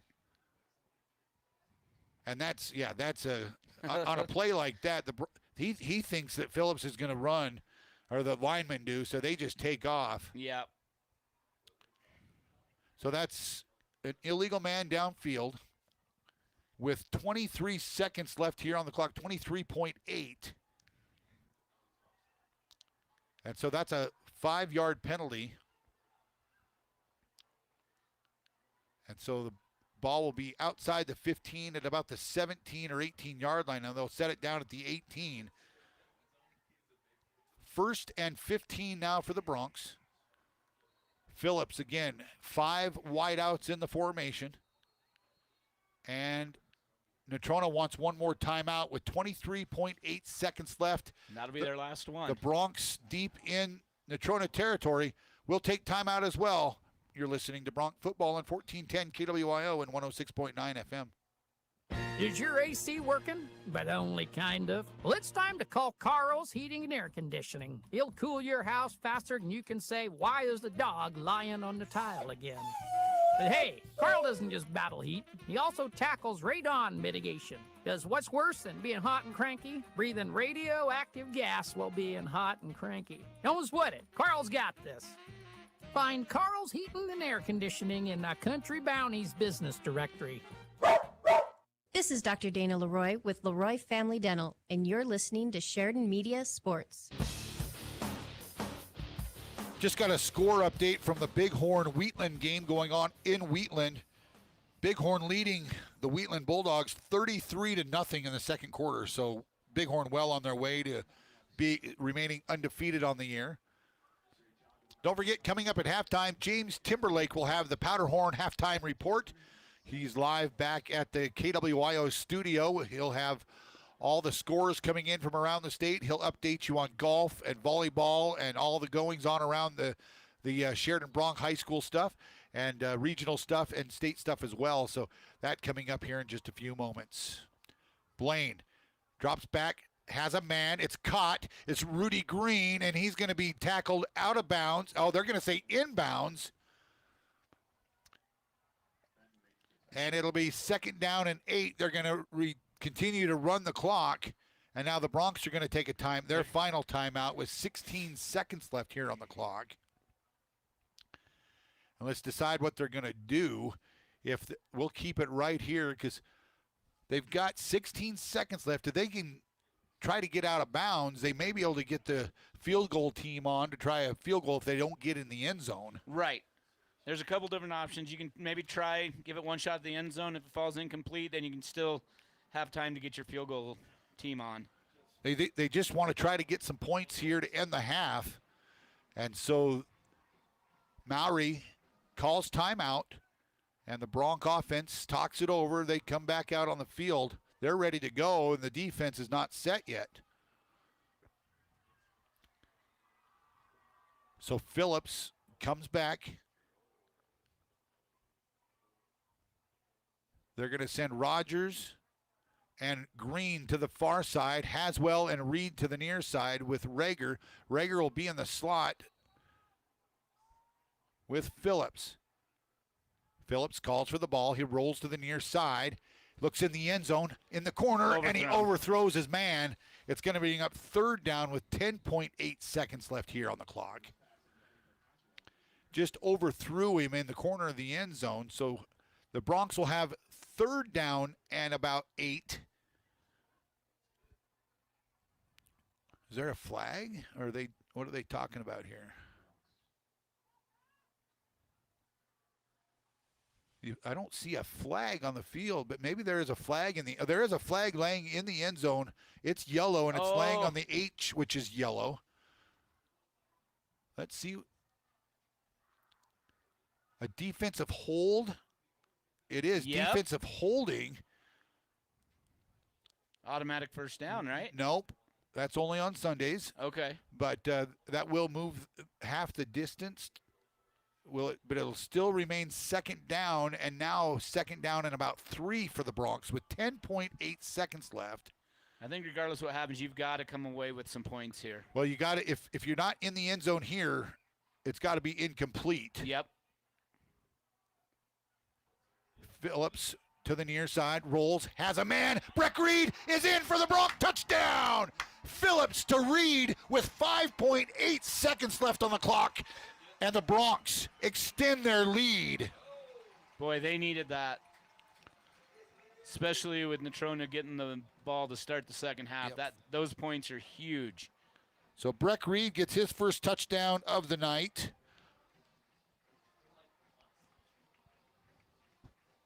On the 8-yard completion from Phillips to Breck Reed. And now Greer on for the extra point to try to make it 21-7 to go to the half. The kick is up, and it is right down the middle. And now a late flag as well. Well, they haven't even signaled that the point was good yet. Right. I wonder if they hit the center, or let's see what the call is here.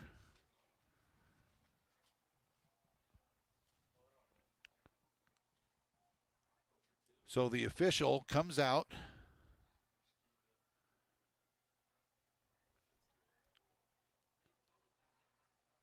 So now the officials are coming over to talk to Jeff Mouy. Personal foul on Natrona.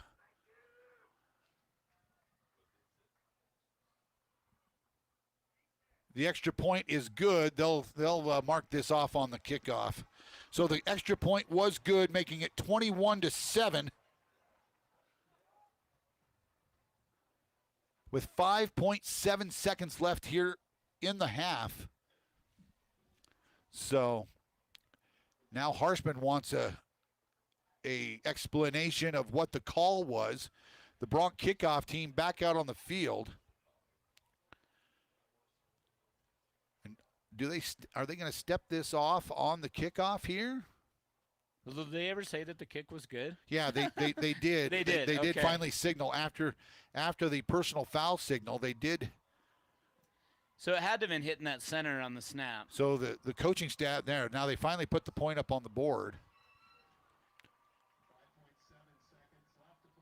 So the Broncs are going to kick this thing off from the Natrona side of the field at the 45-yard line.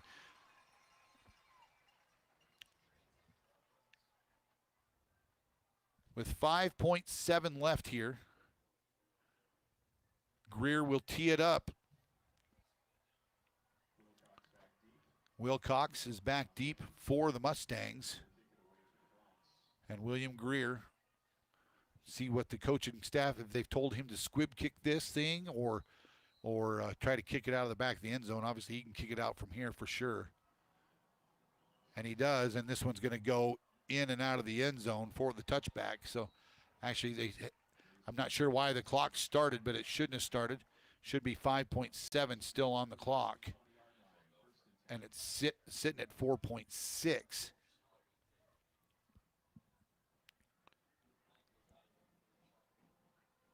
But Natrona, let's see if they're just going to come out and take a knee and be satisfied with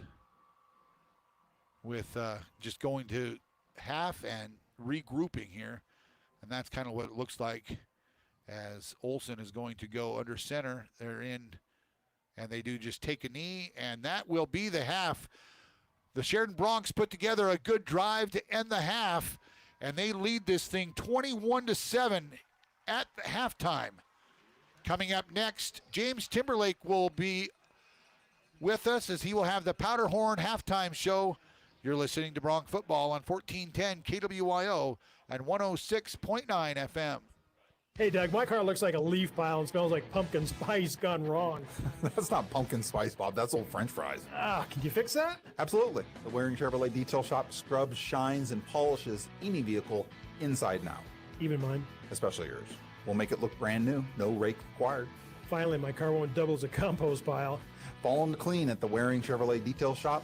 Gift certificates are perfect for holidays, or get your ride protected before winter hits. Waring Chevrolet Detail Shop, 409 Broadway in Sheridan. There's no known cure for tinnitus, but we can help provide you with relief. Hi, I'm Dr. Addison Dempsey. And I'm JT Kraft from ABA Hearing and Sound. Linear is the first low-risk, non-invasive medical device of its kind that is clinically proven to relieve tinnitus and is FDA approved. Starkey's brand new Edge AI hearing aids offer groundbreaking technology that powers the most capable hearing devices available, while also offering expanded tinnitus masking therapies. Schedule today to determine what tinnitus treatment is right for you. ABA Hearing and Sound, 674-8920. That's 674-8920. Since 1935, First Federal Bank and Trust has been a cornerstone of Sheridan. And to celebrate 90 years of community commitment, we're donating $90,000 to 10 nonprofit organizations in Sheridan. Each month through November, we'll honor our legacy of community support by investing in a local nonprofit. This month, First Federal will award $9,000 to the Child Development Center. 90 years, $90,000. Community commitment at its finest. Visit efirstfederal.bank, member FDIC. Mornings. You mean McMornings? McDonald's makes breakfast for just $5. Sausage McMuffin, golden hash browns, and fresh hot coffee, all for only $5. Okay, McMornings aren't so bad. And if your day needs a Big Mac boost, get the classic Big Mac, medium fries, and an icy cold drink for just $8. That's a Big Mac win for the wallet. Good one. Hurry, these extra value meal deals are only here for a limited time. Only at McDonald's in Sheridan, Buffalo, and Gillette. It's time for the Powderhorn halftime show with James Timberlake. James will be back with scores from around the state, upcoming Sheridan County sporting activities, and what's happening with your Wyoming Cowboys and Denver Broncos after this. From your halftime show sponsor, the Powderhorn. Celebrating 30 years of excellence, the Powderhorn Golf Community is Wyoming's premier golf destination. It all began with Homer Scott's visionary plan, creating an award-winning 27 holes of championship golf, a clubhouse filled with camaraderie, and a community like no other. Here, every view is a masterpiece, and every day feels like a getaway. Discover world-class golf, stunning homes, and join the vibrant community and club. Live where you play. Visit thepowderhorn.com today. This is Patrick Johnson with Stifel Financial, and you're listening to Sheridan Media Sports.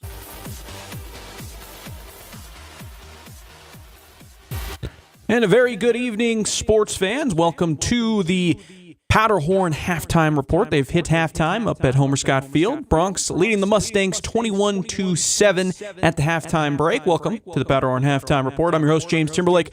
Coming up, we'll take a look at the local sports schedule for the weekend. Then we'll get a preview of the Wyoming Cowboys matchup against Utah tomorrow, as well as the Broncos' upcoming matchup with the Colts on Sunday. But first, let's get a quick look at the other high school football scores from across the state. Starting off in the 4A, Cheyenne Central is at home, welcoming in Laramie. Central is leading in that one 14-6. Campbell County is on one of the longer road trips in the 4A as they took the trip to the other side of the mountain, taking on Rock Springs. Campbell County is leading that one. They're at the half 6-0. Kelly Walsh traveled down to Cheyenne to take it on Cheyenne South tonight. Kelly Walsh is in front in that one big time, 42-0. And concluding the 4A action right now, Cheyenne East traveled up to north, up to Gillette to take on Thunder Basin, and East is ahead in that one 7-6. They are currently in a weather delay right now over there at Thunder, so it may be a little late in Gillette for that one. Thunder Basin, Thunder living up to their name over in Gillette, 7-6 in that one in the weather delay. In 2A, Tongue River was on the road earlier today taking on Burns. TR lost in that one 12-6, lost in that matchup 12-6. And then also going on Bighorn, they're down in the southern part of the state taking on Wheatland. Bighorn is up big 33-0 in that one right now. So that is a look at the local sports, local action for football right now. Stay tuned for more of it. We'll keep you up to date as the game goes along between Sheridan and not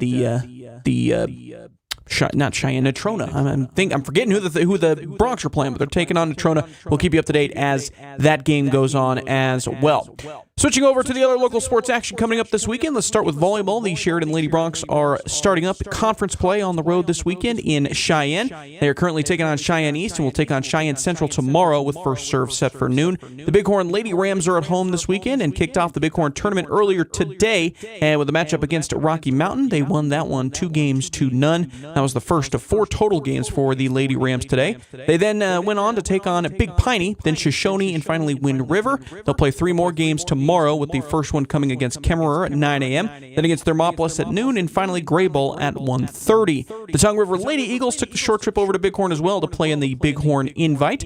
They also had 4 games today, starting off with against Shoshone earlier this morning, and then they took on Rocky Mountain. The Lady Eagles won both of those first 2 matchups 2-0, and then they took on Kemmerer and finally Thermopolis. They'll play 3 again tomorrow as well, starting things off against Big Piney, and then taking on Wind River and finally Graybull. In tennis, the Sheridan Broncs and Lady Broncs will conclude their regular season tomorrow, traveling over to Gillette to take on both Thunder Basin and Campbell County. In high school golf, the Broncs and Lady Broncs hosted the 4A East State Qualifier yesterday and today, and Tongue River and Bighorn will both be on the road in Wright, competing in a 2-day tournament today and tomorrow as well. In cross-country, the Sheridan teams and Bighorn teams will make the trip up to Bozeman, Montana to compete in the Bozeman Cross-Country Invite. Meanwhile, the Tongue River cross-country team, they were in Douglas, running in the Douglas Cross-Country Invite down in Douglas. And finally, the Sheridan Hawks are in the second weekend of action this weekend. They're currently taking on the Gillette Wild and will be there again tomorrow with puck set to drop for 7:05 p.m. And that game today just went down. Puck just dropped, so they just got started down in Gillette. That's a look at the local sports scene for this weekend. For all the up-to-date scores, as all those matches are ongoing, make sure to keep an eye on the sports section over on SheridanMedia.com as well as the Sheridan Media Facebook page. Kevin Coyle will keep you up to date all weekend long over there on the Facebook page on Sheridan Media, Sheridan Media's Facebook page, as well as the SheridanMedia.com sports section. We're going to take a quick break, and when we come back, we'll flip over to the regional side of things and get a preview of the Wyoming Cowboys matchup against the Utah Utes on Saturday, as well as the Denver Broncos matchup against the Indianapolis Colts on Sunday. You're listening and watching the Powderhorn Halftime Report here on 1410 AM and 106.9 FM KWYO and on SheridanMedia.com. Celebrating 30 years of excellence, the Powderhorn Golf Community is Wyoming's premier golf destination. It all began with Homer Scott's visionary plan, creating an award-winning 27 holes of championship golf, a clubhouse filled with camaraderie, and a community like no other. Here, every view is a masterpiece, and every day feels like a getaway. Discover world-class golf, stunning homes, and join the vibrant community and club. Live where you play. Visit thepowderhorn.com today. Come and experience luxury Western living at Fox Hollow in Jeffrey's Draw. 18 Convair Road is one of the largest lots, 3.63 acres with a stunning Bighorn Mountain view. Saws water, natural gas, electricity, and irrigation are ready to go. Design and build your dream home on this slice of Wyoming heaven. Call me, Kim Hall, with ERA Carroll Realty and Pinnacle Home and Land Group at 520-227-5543, and let's walk the property. We're more than just a bank. We're part of the community. Hi, this is David Hubert from First Bank of Wyoming. From small towns to big dreams, we are here for our customers, helping Wyoming grow. Whether you're saving for the future, expanding your business, or buying your first home, we're here every step of the way. First Bank of Wyoming, local, trusted, and always by your side. First Bank of Wyoming, division of Glacier Bank, member FDIC, equal housing lender. Come and experience luxury Western living at Fox Hollow in Jeffrey's Draw. 18 Convair Road is one of the largest lots, 3.63 acres with a stunning Bighorn Mountain view. Saws water, natural gas, electricity, and irrigation are ready to go. Design and build your dream home on this slice of Wyoming heaven. Call me, Kim Hall, with ERA Carroll Realty and Pinnacle Home and Land Group at 520-227-5543, and let's walk the property. This is Cheston Feaster with Sheridan Physical Therapy, and you're listening to Sheridan Media Sports. And welcome back to the Powderhorn Halftime Report. James Timberlake here in for you. Wyoming Cowboys, they were able to avoid the FCS upset that they fell victim to last season against Idaho with a dominant victory over Northern Iowa last weekend, 31-7. The victory felt like a very classic Wyoming win. Pokes were incredibly dominant on the ground, while stifling any sort of offense Northern Iowa tried to get going. The Cowboys racked up 240 yards on 33 rush attempts, averaging a little over 7 yards per attempt. Teron Kelman, Samuel Harris, and Sam Scott were all the beneficiaries of the rushing attack, all averaging over 7 yards per touch, with Kelman over 12 yards per carry. Cowboy QB Caden Anderson wasn't called on too much, but he was pretty efficient when needed, completing 16 of 22 passes for 132 yards and 2 touchdowns. Anderson did go down with an injury in the fourth quarter, but head coach Jay Sawville has said that Anderson expects to play this coming Saturday. The Poke defense held UNI to under 200 total yards, giving up just 108 yards on 30 pass attempts and 78 rush yards on 27 rushes. They also forced 2 interceptions of QB Matthew Sheckelman. Now the Cowboys turn their attention to what will probably end up being their toughest test on the schedule this season. It was October 16th, 2010, the last time the Wyoming Cowboys and Utah Utes played one another. Utah would come out victorious in that matchup 30-6. These two teams were annual opponents essentially every year since the late 1940s and early 1950s, playing in the same conference all through that time. Then Utah would leave for the Pac-12 in 2011, and neither team has seen each other since then. This year's matchup would be the 85th in their history, and Utah leads the all-time series 51-32 and one tie, 51-32-1. The Utes have one of the most underrated head coaches in college football history. I'm okay with saying that at the helm. In Kyle Whittingham. In the ever-changing landscape of college football, stability at head coach has always been a question mark. Stability at head coach and coordinator positions has always been a question mark. Bigger schools with more resources or even NFL teams are constantly poaching head coaches or coordinators from smaller schools. It's a yearly occurrence. It even happened to this Utah team after the 2004 season when Urban Meyer left the Utes for the Florida Gators. In the midst of all that is Kyle Whittingham. Whittingham started his coaching tenure with Utah back in 1994, coaching the defensive line. He slowly worked his way up until before the 2005 season. He would be promoted to head coach after Meyer's departure. And Whittingham has been driving the ship ever since. He is tied for the second longest tenured coach in the sport, with this season being his 20th, tied with Mike Gundy and only behind Kirk Ferentz at Iowa. Whittingham has formed the Utah Utes into a team that has the ability to contend just about every year. He has a career record of 169-86. He has had his fair share of struggles, mainly the first couple of years after leaving the Mountain West for the Pac-12. 2012 to 2013, he finished with a losing record. But from 2014 to 2023, excluding 2020, his Utah teams finished with a winning record every single season, reached double-digit victories in 4 of those seasons, and would be ranked in 9 of those years. In recent years, they've also been close to a couple college football playoff berths as well, but have missed out each time, just missing a couple of the last selections. Last season was Utah's worst season under Kyle Whittingham since 2013, going 5-7, but again, it was another change of scenery for the Utes as it was their first season in the Big 12 instead of the Pac-12, and they suffered a ton of decimating injuries throughout the year as well. This year, they're off to a hot start. They beat the brakes off of UCLA in Week 1, 43-10, and they beat Cal Poly 63-9 in Week 2. The Utes will come into the matchup with the Cowboys ranked 20th in the country, and the Cowboys can make a big statement with a victory over the Utes this weekend, and what would be one of the bigger victories in Cowboys history if they can pull it off. It's also not crazy to call this a possible trap game for Utah as well, as they have a big-time conference matchup at home against Texas Tech next weekend. So could be a trap opportunity for the Cowboys. As it stands, as of writing this up, Utah sits at 23.5-point favorites, but we'll see if the Cowboys can catch Utah with a prototypical trap game tomorrow night at War Memorial. You'll be able to listen to all the action live right here on 1410 AM and 106.9 FM KWYO tomorrow night with kickoff set for 6. On the Broncos side, it was not the start they were hoping to get off to necessarily last weekend. They did win 20-12 over the Titans, but it felt like it was more of the same team as last year. The defense was dominant, but the offense left a lot to be desired. Let's start with the good. Defensive line still looks like it's going to be a top 5 group in the league. They were chasing Cam Ward all over the place throughout the game, pressuring him 17 times, and finished with the most sacks of any team in Week 1 with 6, holding the Titans out of the end zone all game. On offense, it was not the improvement Broncos fans were hoping for in Week 1 from Bo Nix. It took Nix a little time to settle in. He had a bad interception in the first quarter, then a fumble in the second quarter, and another bad interception in the third. The game plan for the Broncos in this game, and probably for what will be a lot of the season, was to try to get the pocket moving for Nix, using a lot of play action to get the Titans defense to bite.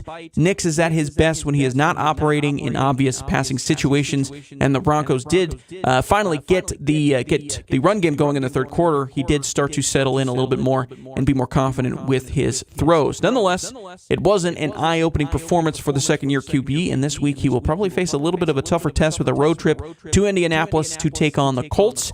The Colts probably had the most surprising result of last week, absolutely dismantling the Miami Dolphins 33-8. The Colts defense had Dolphin quarterback Tua Tagovailoa seeing ghosts all game long, intercepting him twice and sacking him 3 times. And maybe the most surprising performance from the weekend was Daniel Jones, who was lights out, completing 75% of his passes for 272 yards with a touchdown and adding 2 more touchdowns on the ground as well.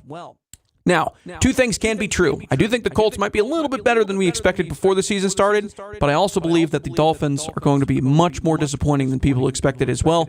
It's a tire fire down in Miami right now. This matchup for the Colts is going to be a lot tougher, though, especially offensively, than what they faced with Miami. They'll be going from facing maybe the worst secondary in the league in Miami to arguably the best secondary in Denver. However, again, 2 things can be true. It goes the same way for Denver. This Colts team is going to be better in almost every position than what the Titans brought to the table, at least on paper, in Week 1. Both these teams have the chance to prove the other team's Week 1 performance was the fluke, while theirs is legit, or we could still walk away saying both could be true. It is just Week 2 after all. We'll have all the action between the Colts and the Broncos on Sunday, live on Fox Sports 106.3 FM, with pregame scheduled for noon and kickoff set for 2. Time is ticking down to start the second half out at Homer Scott Field, so we're going to send it back out to Shane and Ryan Parker for the start of the second half. I want to thank you very much for tuning in. I've been your host, James Timberlake, and you have been listening to the Powderhorn Halftime Report. At First Bank of Wyoming, you will always talk to a real person like me.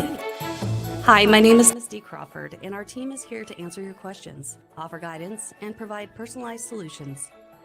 Because you deserve a bank that puts you first. Stop by or call us today. First Bank of Wyoming, banking made personal. First Bank of Wyoming, division of Glacier Bank, member FDIC. Having a house to call your own is part of the American dream. At Campco Federal Credit Union, we can help you finance the home you've been looking for. Our mortgage specialists provide the insight and assistance you need to get you through the home buying process. Campco also offers home equity lines of credit for those who want to improve their dream home.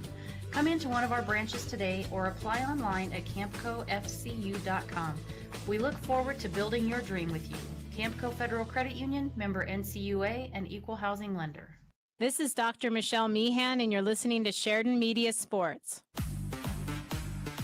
Welcome back to Homer Scott Field. Shane Parker along with Ryan Parker. Thanks to James Timberlake and the Powderhorn for sponsoring the halftime report. We're about ready to get underway here, and we'll see how long we get to play here in the second half. There is lightning all around us, about 29 miles away right now, but we'll see if we end up being in a delay of some sort if that storm continues to roll in. Do want to take this moment to, Ryan, with the way we live stream all these games now, we have fans all over the country. Yeah. And we've made some new fans out in Santa Maria, California. Actually, a former Bronc, Shad Springer, and his wife, they listen every week and watch the live stream, and they've got one of Shad's co-workers as well, Max Maestas. Thanks for listening in and watching Bronc football all the way out in Santa Maria, California. You guys are incredible, and just want to thank you guys for supporting Sheridan Bronc football. And we are about ready to get underway. There's William Greer. His kickoff is going to reach the end zone, and it's going to be brought out of the end zone. Which Actually, they whistle it dead. Yeah, Brody Wilcox is like, hey, man, I got a head start, but no, it was in the end zone. That means it is a touchback. Only on Sundays can you do that, right? Yeah, if it reaches the end zone, it is a touchback. So good kick by Greer to make Natrona go the distance. So again, Shad and Shelly Springer, obviously listening out in Santa Maria, California, Ryan, just good friends, and they like to follow the Bronx and love watching it every Friday night out there in California. Yeah, week 1 when we were down in Cheyenne against South, Steven Schreffler, who's doing the videoing for this live stream, they're able to see how many people are watching, and there was over 300 people watching. Yep. So I think it's great. Thank you, Sheridan Media. Here's the first toss. It's Wilcox. Wilcox gets to the edge. Is going to be run out of bounds after the first couple yards there. It's going to bring up second down and about 8. Wilcox tried to hit the edge, but Breck Reed was right there to run him out of bounds. So yeah, good job by the corner to come up and force him out. So the Bronx defense did a decent job in that first half, forcing a couple of punts. No turnovers in the ball game yet, and that's usually, it's a sign. The first team that turns it over is usually in trouble. Nobody has turned it over yet tonight. 21-7, the Bronx lead as we start the second half here. Olsen with one single back. He's going to send Magi in motion. He'll line up at the tailback now as they motion him in. Now straight down the field, and it's going to be incomplete off the hands of the receiver. It'll bring up third down now for Natrona as we start this second half. Yeah, he just left it out there a little bit too far, and I think that receiver maybe looked upfield right before he brought that ball in, and incomplete. Just took his eyes off of it for a moment. So we've got, actually, was that a false start? He must have blown that play dead, and it was a false start or something, because they moved that back. It's going to bring up second down and 13 now. It was a loss of 5 on the penalty. Okay. So 4 receivers in the formation. Olsen with Wilcox lined up behind him. The snap, drops straight back, and they lob it upstairs and off the hands of the receiver. Pretty good coverage back there. Who was that? I think that was number 5. That was the receiver out there for the Mustangs. Cooper Cox was the intended receiver, but it's going to bring up third down and 13 now for the Mustangs at their own 17-yard line. So deep in their own end. Let's see if the Bronx can get a stop here and force a punt. So 3 receivers come to the near side. Olsen goes under center. He rolls to the near side, has a man out there. It's overthrown, and it's intercepted by Breck Reed. It's a 10. The 5 cuts inside, and he's in for the Bronx touchdown. Pick 6 for the Sheridan Broncs. And you just talked about it. Hadn't been any turnovers yet. A little bit of pressure on the quarterback made him throw that up, and he totally overthrew his receiver, and Breck Reed was just right there and made a couple good moves to get it into the end zone. So Breck Reed has now scored a rushing touchdown. I think he has a receiving touchdown on the season. He has a kickoff return for a touchdown and a punt return for a touchdown, and now a pick 6 for a touchdown. He does it all. So Breck Reed with the interception and the return for the touchdown, and the Bronx are trying to extend this to a 28-7 ball game. The kick is up, and it is good by Greer with 11:35 remaining in the first half. It's the Bronx 28, Natrona 7. We're back to Bronx football right after this. Need screen printed and embroidered items? Well, whatever you need, Kilpatrick Creations is the go-to local company for these types of items. If it's screen printed or stitched, we are the ones to help you. Give us a call first. We're here to help you and want to help you with your imprinted garment or accessory needs. We've been in the business and serving Sheridan County for over 20 years. We have the experience, talent, and selection of goods that allows us to help you promote your business, club, or event in the best, most affordable way possible. Come see Kilpatrick Creations for all your screen printed or embroidered needs. Hi, this is DJ Dearcorn of First Federal Bank and Trust. and you are listening to Sheridan Media Sports. You know, Ryan, I don't know if that, I just mentioned that there hadn't been a turnover in the game. Maybe I kind of spoke that into fruition there. Yeah. As Breck Reed took that overthrown pass back for the touchdown.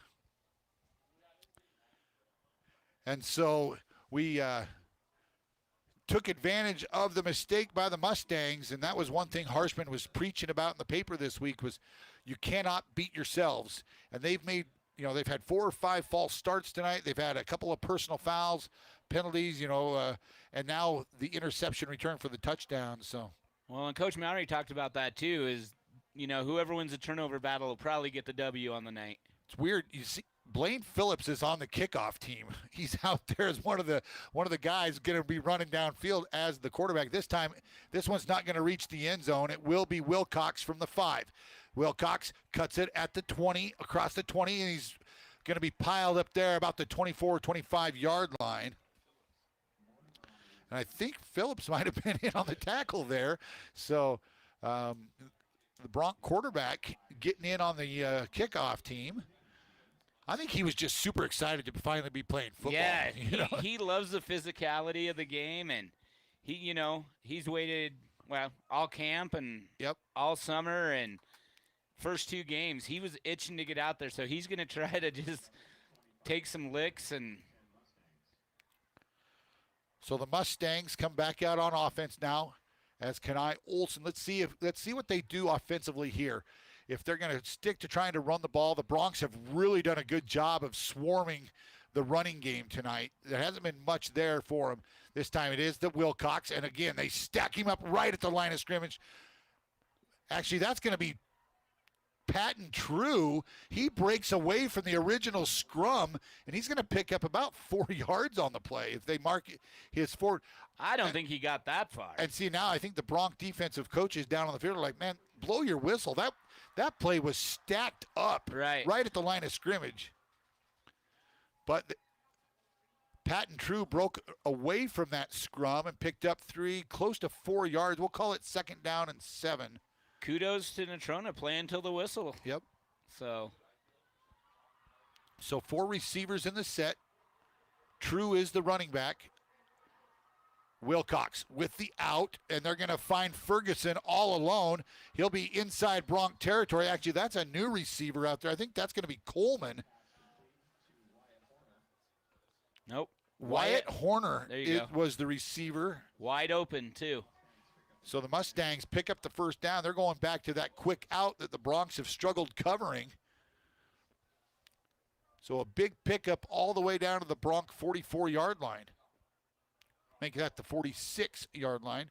10:18 to go here in the 3rd. Broncs lead by 3 touchdowns, 28-7.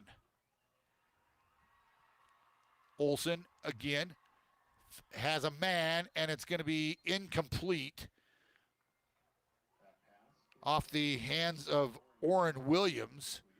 He was the intended receiver. 2nd down and 10 as Olson, Natrona likes to run the ball, but Olson has shown tonight that he's able to connect with receivers on the little short passes. And like you mentioned earlier, Sheridan might be okay with giving them those little outs, 3-4 yards at a time. But they've got to not give up Right. the big 20, 25-yarders. Correct.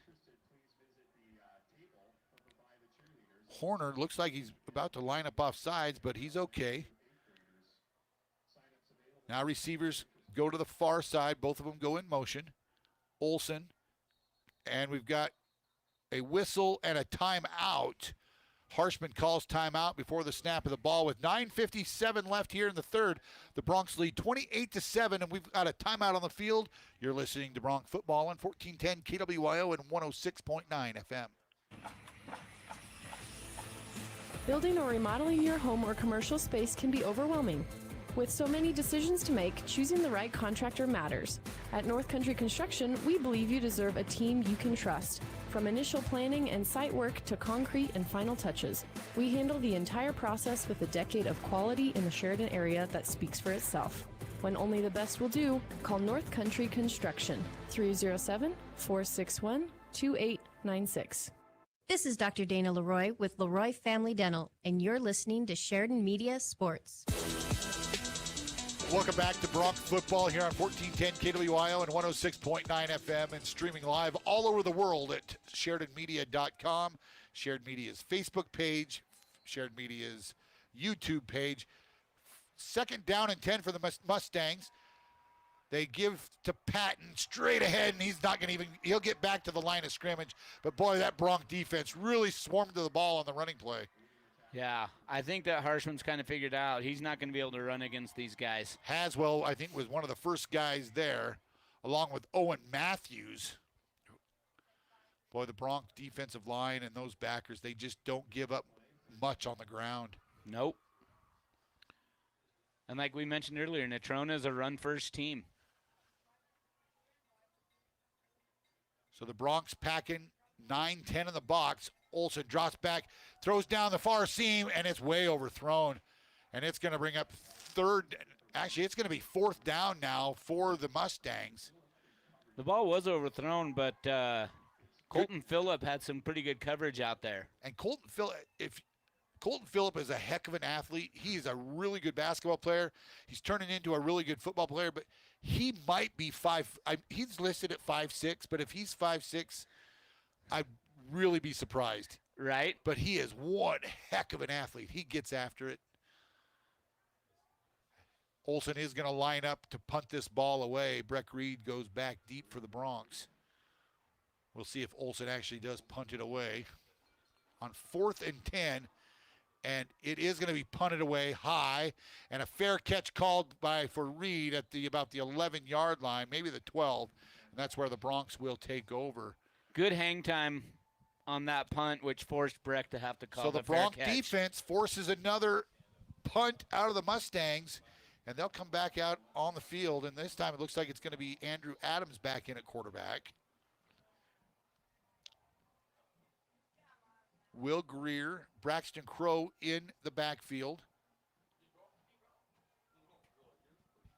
Rogers lined up to the near side of the field. Way out. Outside the numbers. Outside the numbers. Adams. The give is to Greer. Greer across the 10, out to the 15, and out to the 17-yard line. Good run by William Greer there on first down. You bet. Give him 6. 6 yards. And if you can get 6 yards on every run, you're going to win ball games. Well, you mentioned that earlier that Wilcox for Natrona, I believe, was averaging over 6 yards a run. Not tonight. Nope. Now Adams with the lone back. Crow gets a block. Greer has the first down out across the 20 to the 25-yard line. Nice hard run.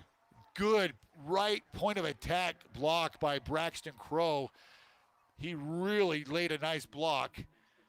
Patton True limping off for the Mustangs from his linebacker spot. He's going to have to go over and get looked at. Now the Broncs 1st and 10 at the Mustang at their own 25-yard line as we are under 8.5 minutes to go here in the third quarter. So far, the weather's staying away here in the second half.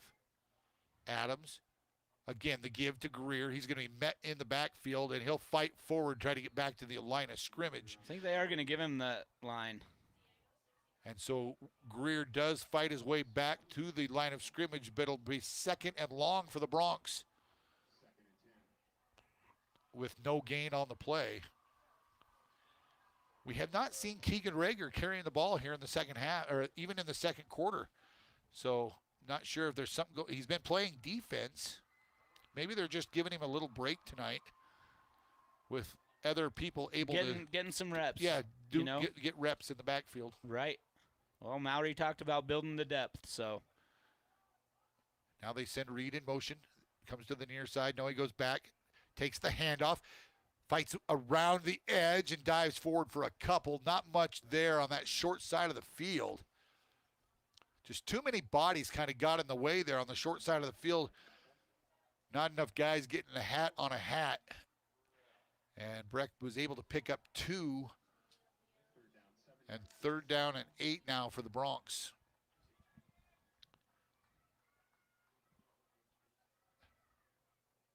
Signals come in from the Bronc coaching staff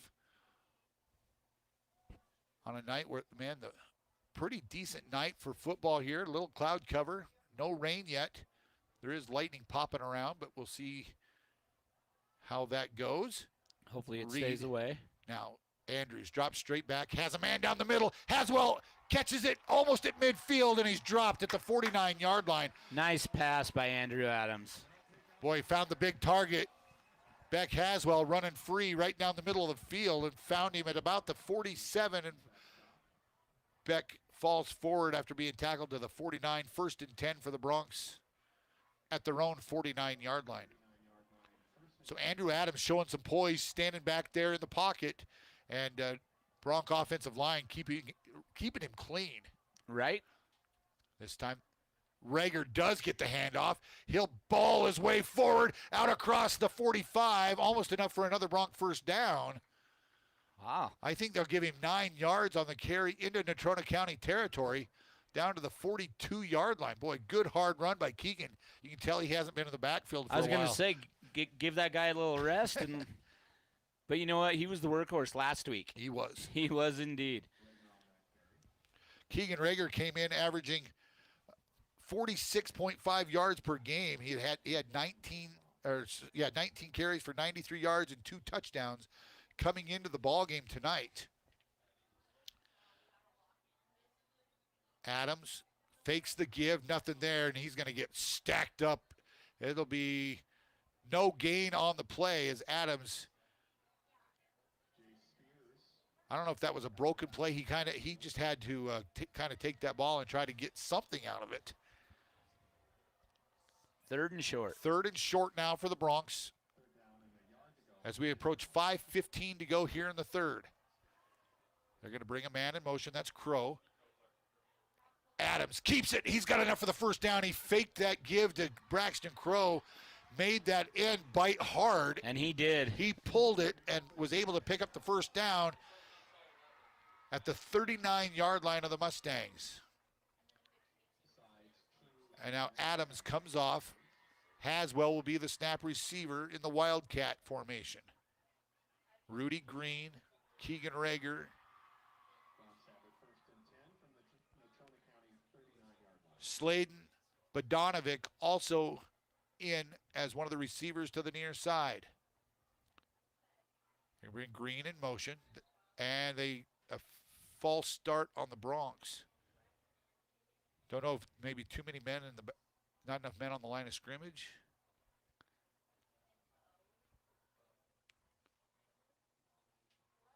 Oh, that bolt of lightning was pretty close. It seemed anyway. Seemed to be. We'll see. So a 5-yard penalty on the Broncs. 1st and 15. Still showing 25 miles away, so we're good. Has to be within 6 miles of the stadium to shut the game down until it's gone. And now another penalty. And is that another false start on the Broncs? It is a false start on Sheridan. So that's going to back him up another 5. That's going to bring up first down at 20 now for the Broncs. And Greer will come into the ball game along with Crow. Haswell will still be the snap receiver on this first down play.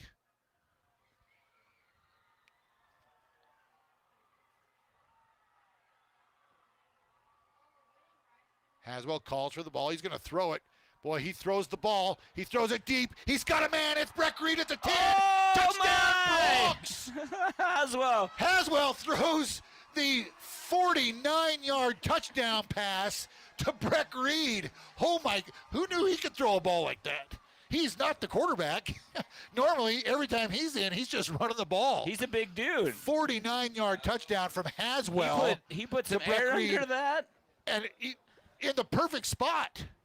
Wow, what a throw by Beck Haswell. You know, that's kind of the second weird play.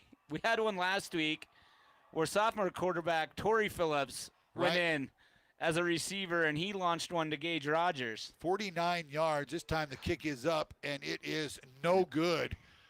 Greer misses the extra point. And so with 4:34 remaining here in the third quarter, it's the Sheridan Bronc 34, Natrona County 7. You're listening to Bronc Football on 1410 KWIO at 106.9 FM. At One Health in Sheridan, everybody has access to quality health care, not just those who make a lot of money. Dedicated providers offer top-notch dental care, primary care, and behavioral health services to everyone in your family, all the way from junior to grandma. And because of our sliding fee scale, you don't have to ignore that needed checkup any longer. Learn more at onechc.org/Sheridan. I'm Doug Hockett with Stiefel Investments, and you're listening to Sheridan Media Sports. Welcome back to Homer Scott Field at Sheridan High School. Shane Parker, along with Ryan Parker and the Broncs, continue their dominance here at home. They have won 29 consecutive games here on their home field, going for their 30th consecutive win at home and their 46th consecutive win overall. And Ryan, the Mustangs just really have not had any answer. Nope. They put together one good drive so far. And the credit to the Bronx defense for taking Natrona out of their game plan. Yep. They wanted to run the ball, and the defense is making them throw the ball, and it's not being very successful. So William Greer has it teed up. He'll boot this one straight down the middle. Takes a hop over the head of the receiver, Brody Wilcox. It goes into the end zone for the touchback. Boy, that looked like, maybe Williams trying to bring the rain. Yeah, because, boy, that ball took a hop about the 10-yard line right over the head of the return man and into the end zone. So Natrona will start at their own 20-yard line.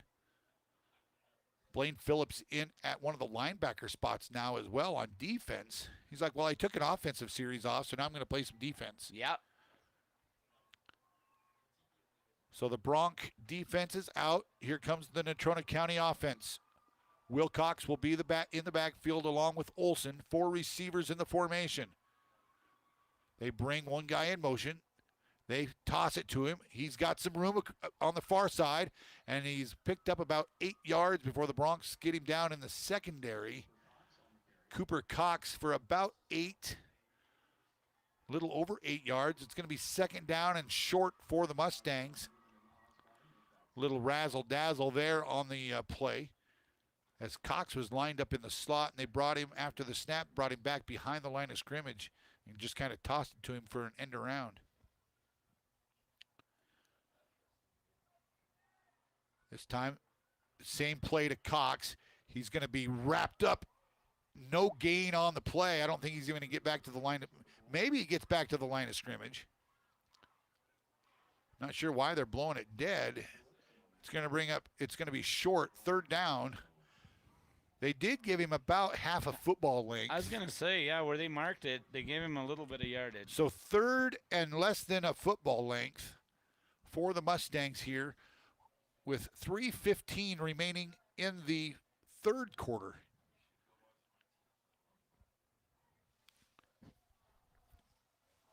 Broncs leading 34-7 on the range scoreboard. Olson brings a man in motion. They fake it to him. Olson, he'll have enough for the first down. Breaks one tackle, and he's going to be dropped across the 35 at about the 36-yard line. He made a nice move there in the backfield because there was a couple Broncs there, but he just kind of sidestepped him and got the first down. They want the clock stopped. Yeah, stop the clock. Whoever's running the clock, they want it stopped. First down. So it is a first down. Now they will wind the clock once. Now they'll wind it. Olson, 4 receivers in the formation. The ball is rolled back to him. Now it's caught out there. It's going to be enough for a first down near midfield. On the reception for the Mustangs is going to be Gavin Paddock. So Natrona moving the ball out to their own 48-yard line. It'll be 1st and 10 for the Mustangs there. As the little hitch routes continue to move the ball for the Mustangs. An update, Bighorn now with a running clock as they lead Wheatland 53-0 in the fourth quarter in Wheatland tonight. Olsen now, Magi will motion into the fullback spot, the give. Fake now to Olsen, straight down the middle, and it's going to be, off the hands of Cooper Cox. There were about 3 Broncs right there, but they were about 2 yards. And Breck Reed had his eyes on the ball, but the ball was off the hands of Cox. And now Cox is cramping up at about the 30-yard line. Players over there trying to stretch him out a little bit. Just a quick timeout here on the field for the injury. But, Ryan, if the Broncs win tonight, we talked about this a year ago when they were going for the state record of consecutive wins, how they had to run the gauntlet of Thunder Basin, Natrona, and Cheyenne East. Well, again, this year, Cheyenne East is very formidable. They have been just laying the wood on people as well. We'll see what it looks like tonight for them. But the Broncs have to travel. We play at Cheyenne East next Friday night. Yep, and this is kind of a vicious 2-year schedule cycle. Yeah. We get to start out with South both years, so you don't get much of a game, much right? of a game there, unfortunately. But then you've got the perennials, Sheridan, Natrona, East, and Thunder. If you can get through those, you're definitely going to be in the playoffs. Cheyenne East, the last update, they were in a weather delay. Cheyenne East was leading Thunder Basin 7-0, but that was still in the first quarter. Is that at Thunder? That is at Thunder Basin, yep. So we'll try to get some updates as we go along the rest of the night as they're working on Cooper Cox. Hopefully it is just a cramp. I think, when he came down, his leg was straight up in the air, and he was like, stretch me out, please. So I think he's probably got one of those, cramps in his hamstring area. Get some fluids in him, and the Broncs lead this thing 34-7 with 2:22 remaining here in the third quarter. And the training staff for the Mustangs out there working on Cooper Cox, and the coaching staff are with the Broncs.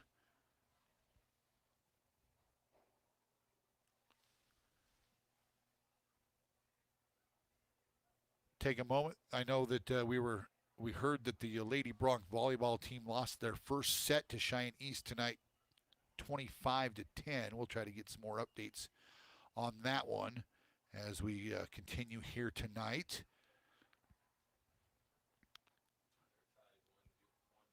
And they must have won. They must have won the second set. Let's see what. I don't know if that's a cramp or not. He can't put any weight on that leg. They won the second set 25-20, and they're up in the third 9-6 at this point. So they are good, battling back after a poor first set. Yeah. So we've got 2:22 remaining here in the third. Cox is being helped to the sidelines by the training staff of the Mustangs. We're just about ready to get back underway here. Ryan, the Sheridan High School Bronc cross country team will be running in Bozeman, Montana tomorrow. The Bronc golfers finished up there. It was a last chance qualifier today, I do East believe. Regional qualifier today, which was yesterday and today out at Kendrick Golf Course. Olsen dropping straight back. He's under pressure. He gets away from the first defender. Now he's down the sidelines. He'll break a tackle at midfield and fall forward to about the 45-yard line. So you're going to bring up third down, but boy. Very, very elusive back there. I'm not sure who that was that missed him. I think it was Rager. So I think Keegan Rager is the one who missed Olsen in the backfield. It'll bring up third down and 3 now for the Mustangs at the Bronc 45-yard line. Olsen comes into the huddle from the sideline. The Bronc defense getting set for this third down play with 1:43 and counting left here in the third. 2 backs along with Olsen in the backfield, 3 receivers in the formation. Olsen drops straight back, has a man, and it's incomplete. It's going to bring up a 4th down play now for the Mustangs. They're probably going to have to go for it here. Down 34-7 as we approach the end of the third quarter.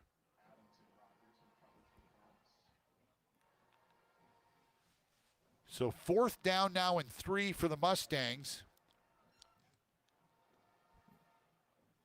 and see if the Bronc defense can hold here.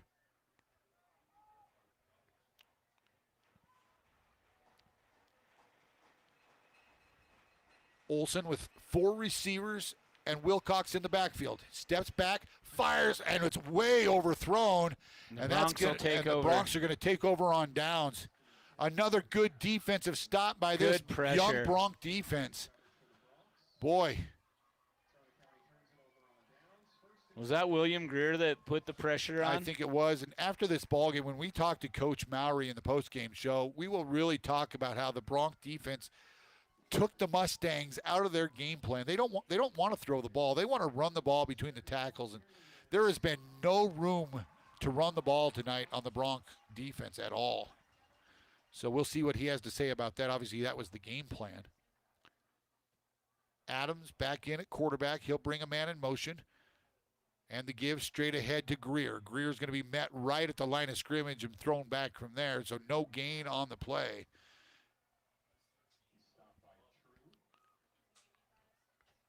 And now Braxton Crow will come into the ballgame. 2nd down and 10 for the Broncs. Colton Phillip comes off. Rudy Green, Sladen Bodanovic to the near side. 2 backs, I think that's Crow and Greer in the backfield along with Adams. Adams calls for the ball, gives it to Greer on the inside handoff, and again, nothing there, no gain, right back to the line of scrimmage. 3rd and 10 now for the Broncs. That might be the last play of the third quarter. Unless Natrona wants to take a timeout here to stop the clock, that will be the last play of the third quarter.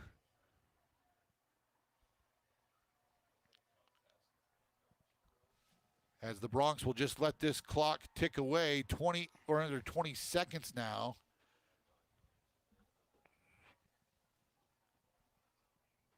And that will do it. So the Broncs are going to let the clock run out in the third quarter, leading 34-7. You're listening to Bronc football on 1410 KWYO at 106.9 FM. In a place where honesty and hard work define us, there's a bank that's fully invested in Wyoming. The banks of Buffalo, Gillette, and Sheridan. We understand that business owners are the backbone of our communities. And whether you run a ranch, a restaurant, or a retail store, we're here to support you with a range of account options and personalized services without all the unexpected fees. Because when your business succeeds, our communities thrive. Visit buffalofed.bank for all your business banking needs. Member FDIC, Equal Housing Lender. Hey moms and dads, you're teaching us stuff every day, even when you don't mean to.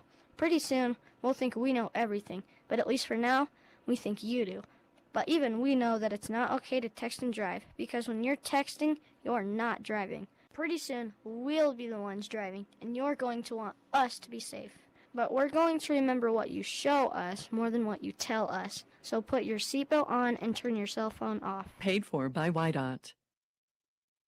This is Cody Leithhead with Sheridan Physical Therapy, and you're listening to Sheridan Media Sports. Welcome back to Homer Scott Field. High above here, Shane Parker and Ryan Parker bringing you live Bronc football. As we go to the fourth quarter, the Broncs leading 34-7 on the Natrona County Mustangs. And the Bronc offense will have 3rd down and 10 as we start this fourth quarter. They've punted the ball 1 time tonight. See if they can get a first down here as Adams will bring a man in motion.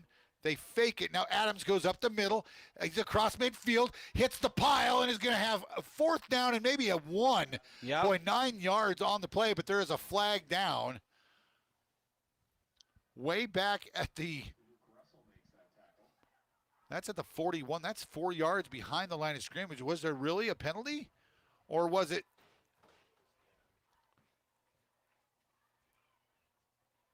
illegal motion on the Broncs? Jeez. So that'll back him up. It'll bring up 3rd down and 15. How does that flag end up 4 yards behind the line of scrimmage? Anyway, 3rd down now and 15 for the Broncs. Adams with 1 back lined up in the slot. Now they're bringing Bogdanovich in motion. Nothing there. Adams breaks a tackle and he'll pick up about 6, but the Broncs are going to have to punt this ball away. Same play as before. And Adams picks up 6 yards, 4th down and 9, and Reed will come in to punt this ball away, and he'll try to keep it away from the speedy Wilcox. Wilcox will go back deep. He'll stand at about the 15-yard line. And the Broncs will just let this clock run down and just try to run some time off. Watch for that. There's the snap. And this punt is away. It's going to bounce at the 10 and picked up there by Wilcox. Wilcox gets to the edge and run out of bounds inside the 20 at about the 18-yard line. So good coverage there by the Bronc defense. Pin him deep. Dom DeStefano down there on coverage forced Wilcox out of bounds. So good coverage again by that Bronc punt coverage team as we are under 11 minutes in this ball game now. And we've got some backups now in the ball game. DeStefano in on defense along with Colton Phillip. Andrew Adams in at one of the corner spots along with Bodonovic back there as well.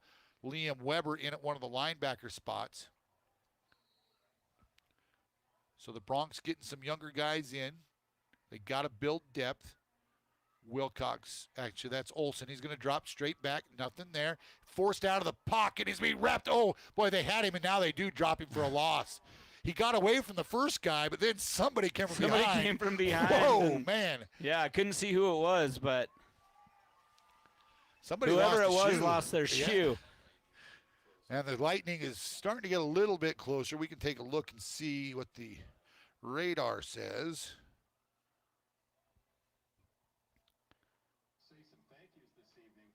It's now within 19 miles of the stadium, so hopefully we can get this thing in before the storm actually arrives. So we are approaching 10 minutes left here in the ball game. Broncs leading 34-7. And again, some youngsters in the ball game for the Broncs, leading here in the 4th. 2nd down and 12, and now a delay of game going to be called on the Mustangs. They did not get that play off, and that'll back them up 5 more on the delay of game. So now it's going to be 2nd down and 17 from the 11-yard line. So the mistakes keep piling up for the Mustangs. Olsen calls for the ball, drops straight back, forced out of the pocket, comes to the near side, throwing it downfield, has a man wide open, but he overthrows him. Throws it really over the wrong shoulder, and it'll bring up 3rd down now for the Mustangs. From deep in their own end. 3rd down and 17. Boy, Olsen let that fly, and the one receiver did get behind the Bronc defense. He did. Kind of thrown over the wrong shoulder. Yep. Kind of had to do a little pirouette to even try to find that ball in the air. Bighorn wins 59-0 over Wheatland tonight. So they continue their winning ways. Olsen again, he'll drop straight back. Looks for the screen play. It's caught. That's Wilcox. He'll get it back to the original line of scrimmage and then falls out of bounds. He might have picked up a couple more out across the 20 to about the 21-yard line maybe. So it's going to bring up 4th down and about 8. 7, 8. Yeah. And the punt team comes on for the Mustangs. With 9 minutes to go here in the ball game. Back deep for the Broncs, Rudy Green and Breck Reed. Now we've got a late Bronc coming on. Olsen calls for the ball and gets it off, and it's going to be Breck Reed from the 43. He bounces it. He's going to come to the near side.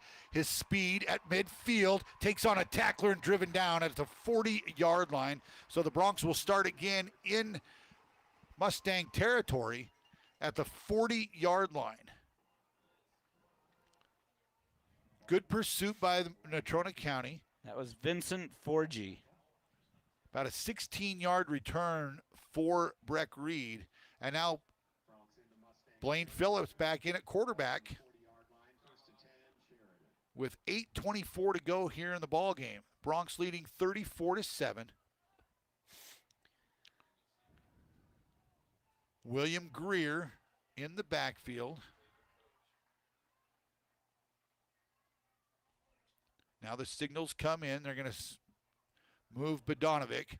The snap to Phillips. Phillips across the 35-yard line. Just a shoestring tackle there made by one of those D linemen for Natrona County. Mackay Smith on the tackle. So a pickup of 5 for Blaine on first down makes it 2nd down and 5 for the Bronx.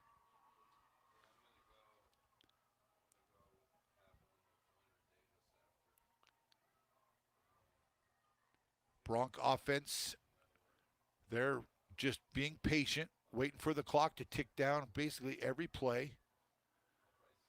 Now they move Bodonovic into the backfield, and now they're going to get him for delay.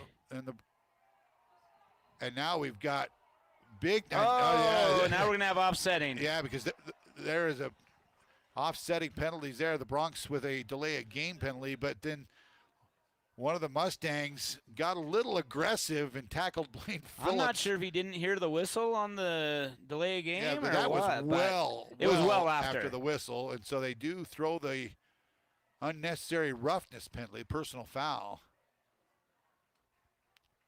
So let's see if it'll just remain. They're going to step off the 5, and then they'll step off the 15, and then the Bronx will have a first down. Personal foul on the Mustangs, yep. So it'll be 1st and 10 for the Bronx at the Mustang 25-yard line.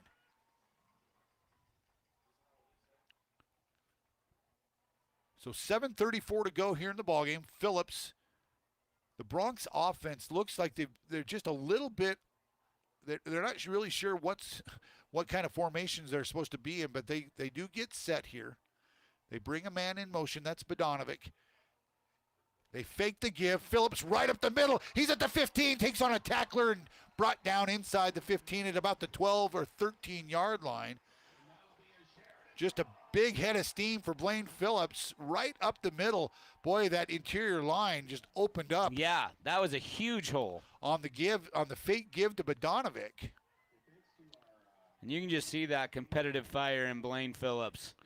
He's so eager to be out there. Yeah, and he's so happy to be on the field. Yeah.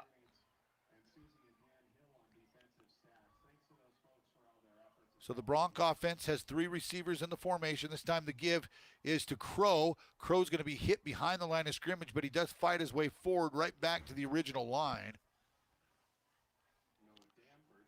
And now we've got some more substitutions coming into the ballgame with 6:50 to go here. Ty Hammerstrom coming into the ballgame now for the Bronx.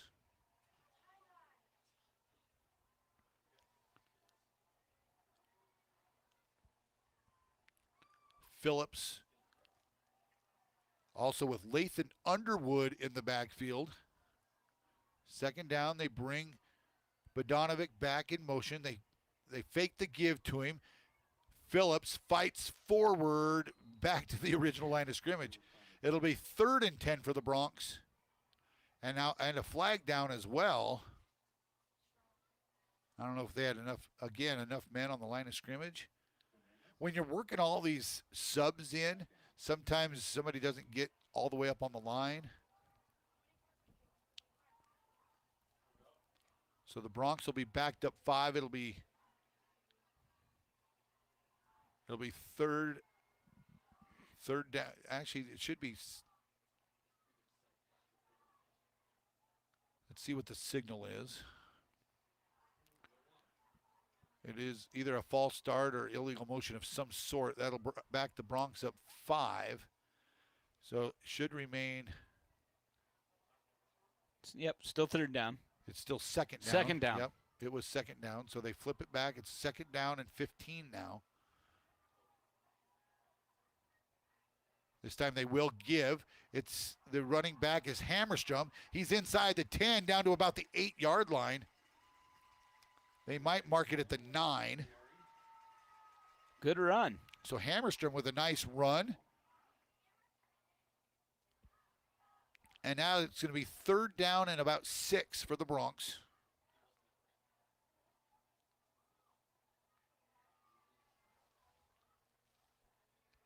Nick Mouy, the receiver, out here on the near side.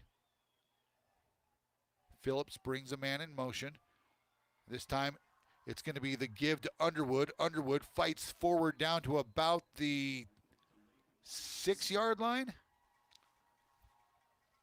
And now I think they're going to try to bring the field goal team on and see if William Greer can kick his first field goal of the year. They haven't even attempted one yet this year.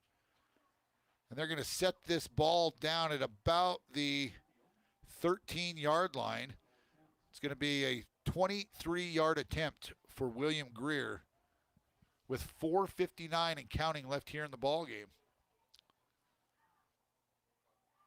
The snap's good, the hold's good, the kick is up, and it is no good. It's wide to the right. So Greer doesn't get his first field goal of the year. And with 4:47 left here in the ballgame, the score remains Bronx 34, Natrona County 7. You're listening to Bronx Football on 1410 KWYO 106.9 FM. Cool evenings mean it's time to get ready for those colder days ahead. How do your corrals look? Farmers Co-op has the panels and other fencing materials to get them fixed. Are your bunks in good shape? Farmers Co-op can help you with those as well. Need to order some livestock vaccines? Yep, Farmers Co-op is the place. Whatever you need to get your place in shape for the cold months ahead, you'll find it at Farmers Co-op, owned by those they serve at 1450 Coffeen Avenue here in Sheridan. This is Dr. Michelle Meehan, and you're listening to Sheridan Media Sports. Welcome back to Sheridan High School Bronx football here on KWYO. As the Mustangs will bring their offense back out on the field. They'll start at the 20-yard line. And Olson will have Wilcox and Magi in the backfield with him. 3 receivers in the formation. He's going to roll to the far side, look downfield, nothing there. His arms hit as he let that ball go, and it's way incomplete. And a flag down. I don't know if that's going to be a hold. Because it definitely, kind of in the area of definitely holding. Wasn't a late hit. So it's going to be a holding penalty, I do believe. That'll be half the distance. So they'll mark that off from the 15. So it'll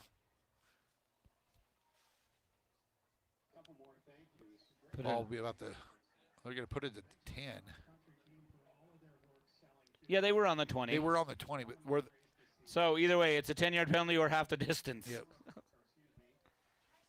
I just thought from where they threw the flag. Oh, I got you.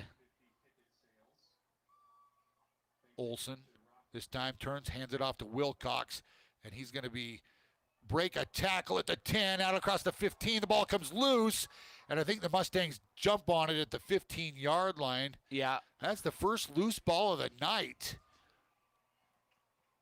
Cooper Cox, who was cramped up earlier. Yeah, he came in and made the fumble recovery. It will be a loss of, actually, that's a 4-yard gain.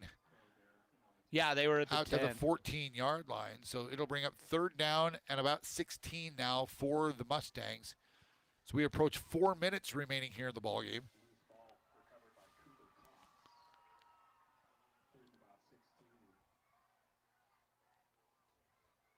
Olson and his offense come to the line of scrimmage. 3 receivers to the short side of the field. Now they're going to motion 2 to the far side. Cox will set up in the slot. They pitch it to Wilcox. Wilcox. Big hold out there. And they got it. They got the hold. Holy cow. Whoever the end was, that was Liam Weber, just got yanked to the ground by the. It took the official a little bit time to find his flag, but he finally did throw it. Wilcox was able to pick up about 10 yards on the play, but good tackle. It was because of the hold. Yeah, that was a good offensive tackle. That'll step that one off. So that'll move the ball all the way back to the 12-yard line. And it'll bring up another 2nd and long for the Mustangs. Penalties have kind of hurt the Mustangs tonight. Absolutely. They haven't been very disciplined.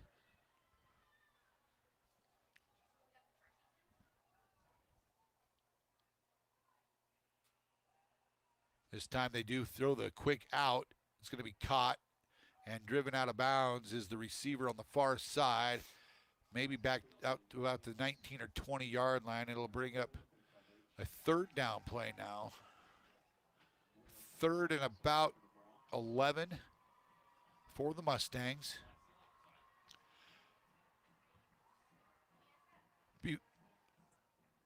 On that last offensive series for the Broncs, we had given credit to Ty Hammerstrom on one of those carries. It was actually Ryder Dillaway, who is the senior. He's been hurt most of the year. In fact, tonight's his first action. So it was Ryder Dillaway who got the action from on that last series. This time Olsen, he's going to let one fly. He's got a man downfield, and it's dropped in Bronc territory. Jurgensen had it right in his hands, and he couldn't bring it in. It'll bring up 4th down now and 11. With 3:16 remaining here in the ballgame. The Broncs are going to win this thing. They're going to win their 46th consecutive ballgame. And 30th in a row at home? 30th in a row at home. You figure some years you get 5 home games, some years you get 4. Plus playoff games. Oh, true. They've had a lot of home playoff games in this streak as well. Yes. And now Olsen, he'll pooch punt this thing, and the Broncs just need to get away from it. It's going to take a good great bounce. Natrona County roll all the way down to about the 25-yard line, even the 24. So a huge roll, and the Broncs will take over at their own 24-yard line. The offense comes back out on the field, and let's see who the quarterback is this time. It looks like it's going to be Blaine Phillips coming back out. Thought maybe they might bring Dom DeStefano in here. Right. As he is one of the other quarterbacks. Ryder Dillaway coming back into the ballgame. Nick Mauk in there as well.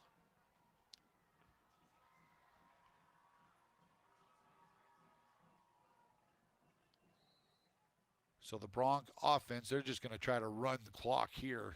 Under 3 minutes to go. And the give is to Dillaway. Dillaway with a hole. He's across the 20, or excuse me, the 30, out about to about the 33-yard line. They're going to give him 9. Good run by Ryder Dillaway. Little burst of speed there right through the line.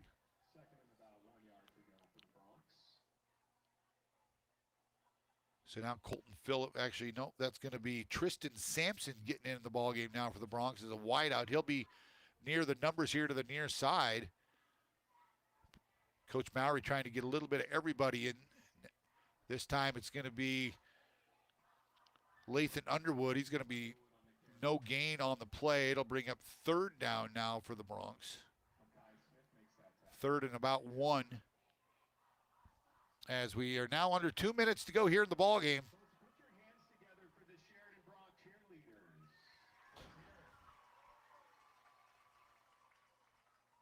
Phillips calls for the ball, gives to Dillaway. Dillaway runs into a wall, but he falls forward. I think he's going to have enough for the 1st down out to the 35-yard line.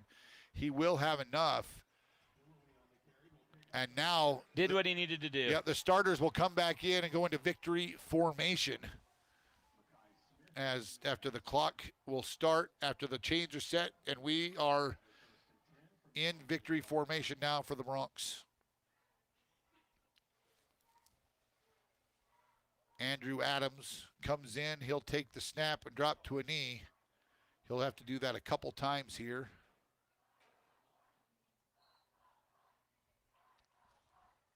And maybe one more time, and this ball game is going to be over. The Broncs are going to move to 3-0. Natrona County will fall to 2-1 on the season. And the Broncs will have a huge contest next week as they will travel to take on the number 2 ranked Cheyennes T-Birds in Cheyenne next week. So we'll have that game for you. Let's see if there's any updates on anything going on around 4A here. Bronx will have to snap this thing one more time. Just waiting for the clock to get under 40 seconds.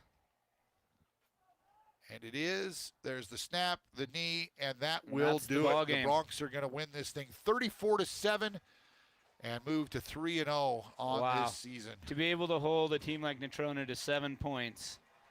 Yeah, you're going to hear some really happy stuff from Coach Mouy, I bet, tonight. Yeah, he's really proud. When I was up here at practice on Tuesday and Wednesday, they were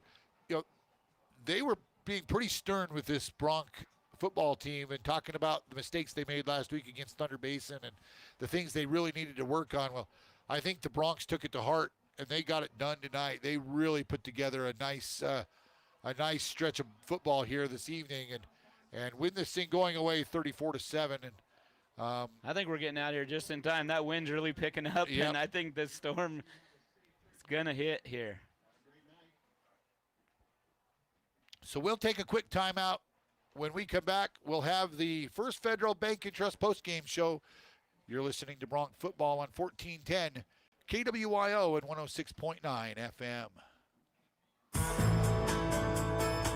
The law offices of Chapman, Valdez, and Lansing has offices in Sheridan and Casper ready to protect the freedoms and rights of the citizens of Wyoming. Michael Lansing, McCole Soto, and Wade McCool provide competent local legal counsel focused on small businesses, real estate transactions, guardianships, employee protections, and personal injury. Michael, McCole, and Wade will aggressively, timely, and ethically protect your rights 24/7. Proud to support all local youth activities. Hi, this is Melissa Murray with First Northern Bank of Wyoming. When you enroll in our Roundup program, you'll save on every purchase made with your debit card. Those purchases will be rounded up to the next whole dollar, and that amount will be transferred into your First Northern Bank savings account. We will match it and donate it to our nonprofits in our communities each quarter. So far in 2025, we have donated nearly $20,000. This quarter, we will be donating to our local organizations that help families in need over the holidays. Stop by 29 North Gould Street in Sheridan to enroll. Member FDIC, Equal Housing Lender, NMLS 2186083. When the Sheridan Broncs take the field, they bring strength, precision, and pride. At Simply Stone, they bring that same energy into every project, specializing in countertops. Their team fabricates and installs the finest quartz, marble, granite, and porcelain surfaces, turning your home into something truly exceptional. Just like the Broncs, they believe in hard work, dedication, and a rock-solid foundation. Stop by their showroom at 2745 Heartland Drive or visit simplystonewyo.com. Simply Stone, simply the best. Hi, this is Austin with Mystic Tree Farm. Fall is just around the corner, and that's the perfect time to plant trees. Cottonwoods, aspens, crab apples, and more, all in stock. At Mystic Tree Farm, we're already prepping for fall planting, so come pick your trees and schedule early. Remember, if we plant it, we guarantee it for a full year. And don't forget, we have a farmer's market every Saturday from 9 to 12. Mystic Tree Farm, just north of town at 114 Decker Road. Wyoming Corporate Office is located at 30 North Gould Street in Sheridan, and they provide a myriad of services. What is a registered agent, you may ask? The real question is, what aren't they? Wyoming Corporate Office can assist you in forming your LLC or Wyoming-based corporation, provide mail forwarding service, and accept legal and financial documents, and so much more. Learn more today by visiting WyomingCorporateOffice.com. Hey, Colton, can you believe that the school year is in full swing again? I can't even believe that I'm not in school anymore. Time really does fly. Hi, this is Jill Bates. And Colton Bates. With the Bates team at Best. And we know time goes by in a hurry and recognize how valuable your time is. That's why we work hard to fit your busy schedule, making moving easier, and help you plan the entire process. We also know that it's not enough just to get the job done, as we seek to do the absolute best quality of work for all of our clients. Let this be the school year where you get everything you want done and more. Give us a call at 675-BEST and visit bestwy.net. We all know what number 1 and number 2 are, but have you ever gone number 3? Well, if you have and you now need someone to come and fix your plumbing, there's only one call to make. A+ Plumbing has seen and dealt with it all over the years, and they will not judge you. Give them a call at 672-9454 and let them take care of your number 3. After all, they are number 1 in the number 2 business. A+ Plumbers, 672-9454. Mossholders Design Center is here to help you create a space that you'll love. If you're relocating, remodeling, or just refreshing your home, Mossholders' talented design team can help you through the process. With free in-home consultations, Mossholders will be able to find the furniture and finishing touches that work best with your space, your lifestyle, and your budget. So if you want to change the look of just one room or furnish an entire home, Mossholders designers can get it done. Mossholders, furniture is our passion. Hi, this is DJ Dearcorn of First Federal Bank and Trust, and you are listening to Sheridan Media Sports. Welcome back to Sheridan High School. Homer Scott Field as the Broncs win this one pretty handily, 34-7, the final score tonight. And Ryan, the Bronc offense just looked in total control. The defense stymied Natrona tonight. And really, I don't know, Harshman he didn't seem to try to get away from the things they do. Even though the Bronc defense, I mean, I'd be surprised if Natrona ran for 30 or 40 yards tonight total, you know? Yeah. They didn't run the ball well. They did, you know, Sheridan, the way they run their defense, they're okay giving up those out plays unless they change their coverage.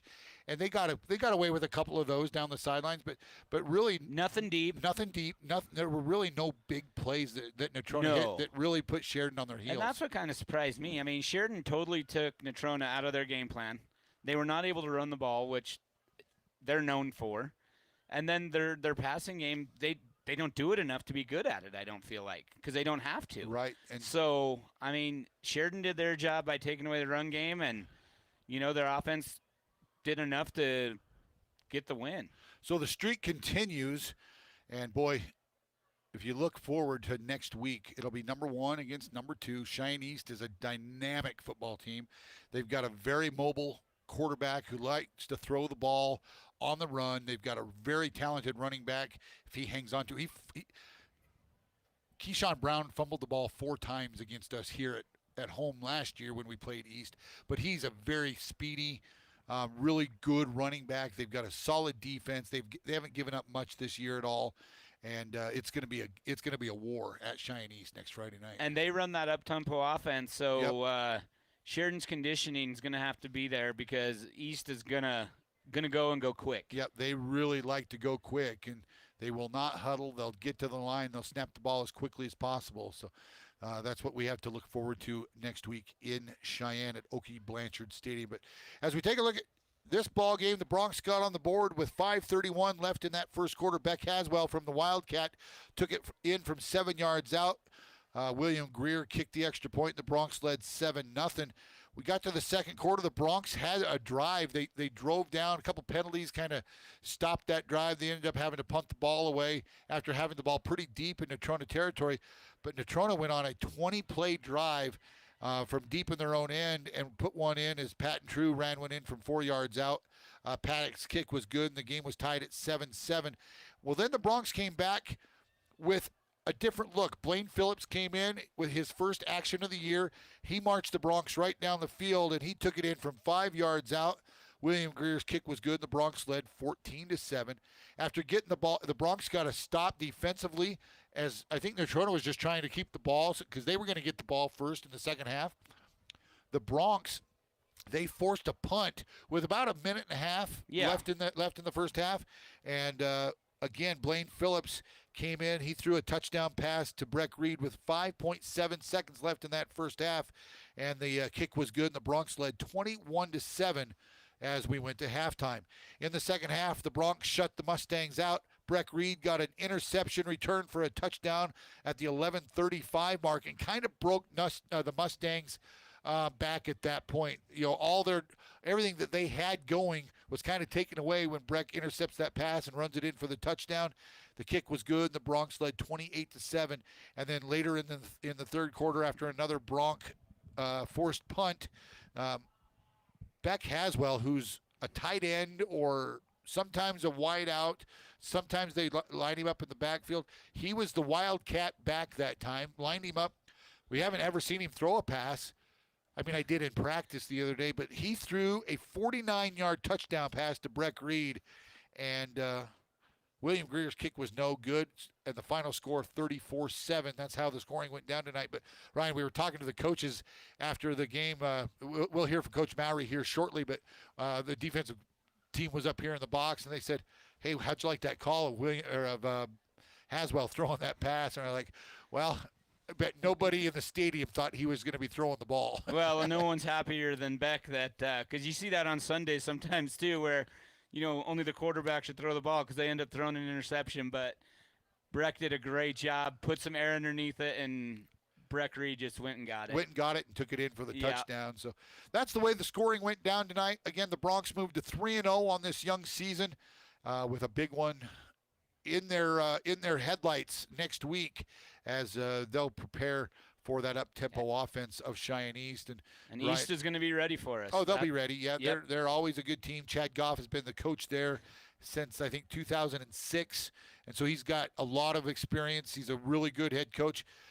Besides the Broncs, they're the only team that has won a state title in the last, 10 or 12 years. So I think Natrona's last championship was in 2018. But besides that, it's been Cheyenne East and Sheridan. Yep. So those are the only teams that have won state titles. Besides Natrona won in 2018. Other than that, it's been all the Broncs and the Mustangs. We're going to take another quick timeout. When we come back, we will have head coach Jeff Mouy here on the First Federal Bank and Trust postgame show from Sheridan High School. You're listening to Bronc Football on 1410 KWYO and 106.9 FM. Have you been in to see Sheridan WYO sports cards yet? It's the spot to get your hands on incredible sports cards and memorabilia. Sheridan's premier spot for buying cards. All major sports cards including fighting, wrestling, Pokemon, and even racing. These guys have hobby boxes for the serious collectors and packs for those getting started. Graded slabs from PSA, SGC, and if you have a big card to grade, talk to the guys to have your card submitted to PSA. Family friendly and located inside Sheridan Stationery Books and Gifts, 535 North Main, open 7 days a week. Mobile banking is a terrific service with numerous features, and Sheridan Community Federal Credit Union has it. With the Sheridan Community Federal Credit Union mobile banking app, use your smartphone for remote deposit, transferring money, paying bills, making loan payments, and more. Take a picture of a check and deposit it into your account. Mobile banking is fantastic at Sheridan Community Federal Credit Union, 141 South Gould, member NCUA, equal housing lender.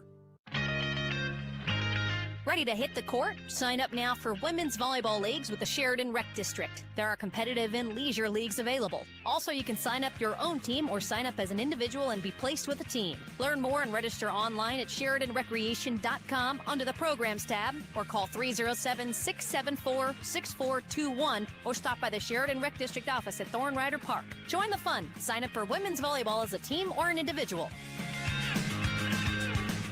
Looking to jumpstart a high-paying career without a 4-year degree? At Sheridan College, their career and technical education programs offer hands-on training in everything from welding and agriculture to healthcare and advanced manufacturing. Get real-world experience, learn from industry pros, and graduate ready to join the workforce. With small class sizes, one-on-one faculty support, and scholarships, Sheridan College sets you up for success. Visit sheridan.edu/tech to explore programs, request info, and apply today. Sheridan College, your career starts here. This is Dr. Dana Leroy with Leroy Family Dental, and you're listening to Sheridan Media Sports. Welcome back to Sheridan High School at Homer Scott Field. Shane Parker here on the First Federal Bank and Trust post-game show, and joining us now is head coach Jeff Mouy, and a very happy coach tonight. The boys really, we talked earlier in the week about how physical this game was going to be and how you really felt like your team needed to match their physicality or be more physical than them. And that offensive line, they were dynamic tonight. They were really good. That first drive, we went and we like to get our kickoff return on the field, and they have a good kicker, kick some touchbacks tonight, and so we didn't get a great return. We ended up on the 20 with our first drive, and we march 80 yards and put it into the end zone with some great running.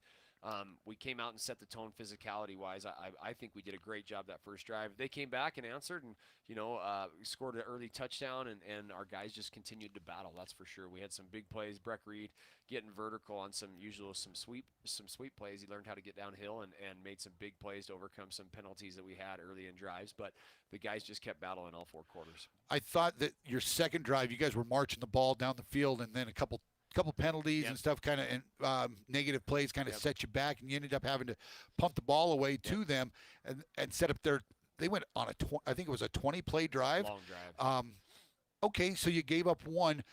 but the boys really responded. Yeah, we responded, and then getting another one right there before half was big, and we got to practice our 2-minute drill, and we were a little out of sorts for a little bit, ran some plays not quite right, but in the end they finished it, and they found a way to answer.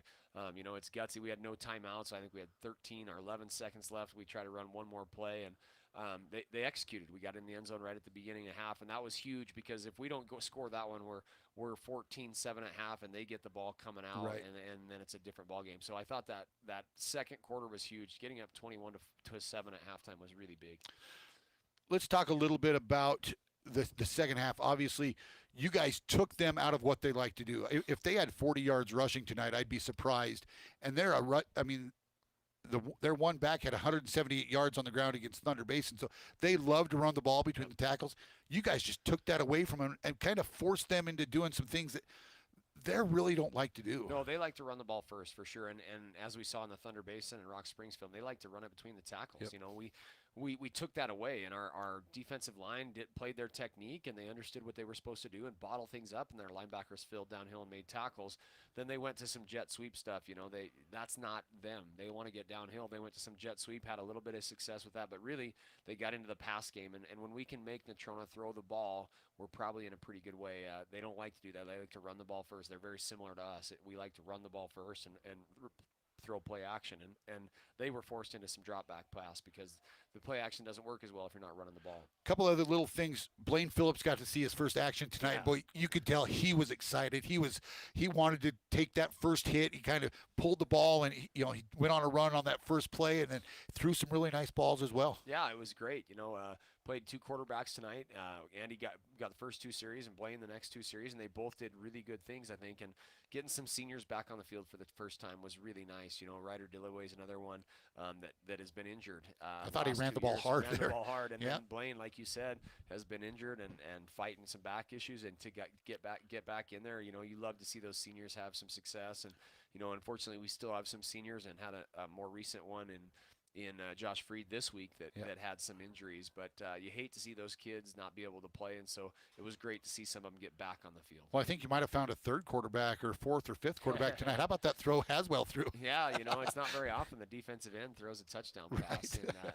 And, Beck's a very good athlete, as we know, and we've tried to get him the ball some places where he'd see some success, and we ran the ball with him downhill, and I don't think many people expected him to be able to throw the ball, but he's played a lot of catch in his yard, and so he knows how to play catch, and when you have a receiver like Breck and Gage and Rudy, and we've got guys that can go get the ball like that, then it doesn't always have to be a perfect ball. It's just got to be a threat. And now that people see that Beck might throw the ball, you can't leave Breck one-on-one with somebody. No. And so hopefully that loosens that box up a little bit, and we can get some more run game when he's at quarterback, and if not, then he can sling it too. Well, let's turn our attention now to next week. We don't know what happened over at Thunder tonight. They've been in a weather delay over there for a long time. It was 7-0 still in the first quarter. 14-14. They're tied with Thunder in the second quarter now. We just got the update. But we knew that Natrona was going to be the best team that we had seen so far this year. Cheyenne East is probably going to be the best team you've seen going into next week's game. They've got a very dynamic quarterback that family is from Sheridan, the Zawada kid, who's kind of a mobile back. He likes to throw on the run. And then they've got the Keyshawn Brown. Obviously, he fumbled the ball 4 times against us here last year, but he's a senior now, probably a lot more ready to go. Talk about what you're going to see next week. I know you're going to have to be in good shape because they like to go up tempo. Yeah, they go up tempo, and they spread the field and get you moving all over the place with motions, and they try to get you misaligned, and we've got to be very, very conscious of our alignment and how we're adjusting emotions and then getting set for the next play because they get on the ball really, really quickly. And it's at their place. It's a trip to Cheyenne.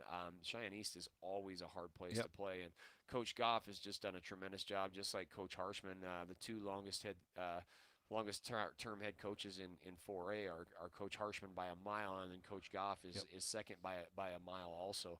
And so they're going to have a good squad. They're going to be very physical. They're going to be fast, and it'll be at their place. It'll be a tough game, but when we're playing like we are right now, we want to play the best, and Cheyenne East is that. There's a reason, that we've seen them in the state championship the last 3 years. It's a great team, and they're well coached, and they have fast quarterback, fast receivers, fast running backs. And yeah, Zawada's a Sheridan name that I think his grandfather graduated from here, and so lives a couple blocks from the high school is all. We'd love to have him here, but he's at East, and so we'll go play him.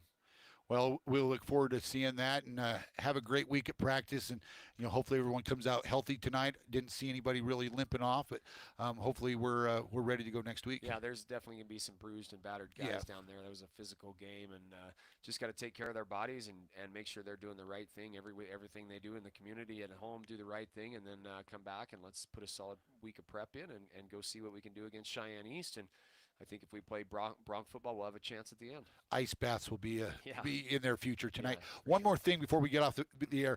I'd be remiss if I just didn't talk about this and talk about how proud the community should be of these kids. A lot of the student body and the players, they go hang out after football games. And after last week's game, they all ended up at Qdoba, the restaurant downtown. And they had some video of your boys well after 10 o'clock. They close at 10. A lot of the students were in there, but your football players were in there sweeping the floor and wiping down tables and helping clean up the restaurant. That just speaks volume to this program. Yeah, we appreciate that, Shane. And we as a coaching staff, we love football. We love to win. We're as competitive as anybody, but we think our purpose is to help the community raise great young men, and that's what we try to do through the game of football. And so, the fact that we get a video, it always makes me nervous because they are teenagers, right? And they do dumb things, and I do too. But to see the video of them cleaning up, and we call it sweeping the shed. There's nothing that's beneath you. It's a all black saying, a mantra of sweep the shed. Comes from Coach Dearcorn when he was here, and nothing is beneath us. When they leave the room tonight, they'll clean the locker room, and that's just part of what we do and how we operate. And I think when kids understand that there's nothing beneath them and the little things are very important, I think you see success in a lot of different ways. And so ours just happens to be football. Well, that's phenomenal. And again, congratulations. The kids should be very proud of this one tonight. I appreciate it, Shane. Thank you. We'll get after it again next week. That's head coach Jeff Mouy here on the Postgame Show. That's going to wrap it up from tonight. The Broncs moved to 3-0 on the season with the 34-7 win over the Natrona County Mustangs. And we'll be back with you next Friday night from Oakey Blanchard Stadium in Cheyenne. It'll be the Broncs and the T-Birds at 6 o'clock next Friday night. Thanks for the entire crew bringing you the live stream tonight. Steve Schreffler and the entire crew, they do a great job, and we'll have it for you again next week. For Ryan Parker, I'm Shane Parker. Thanks for listening to Bronc Football on 1410 KWYO and 106.9 FM.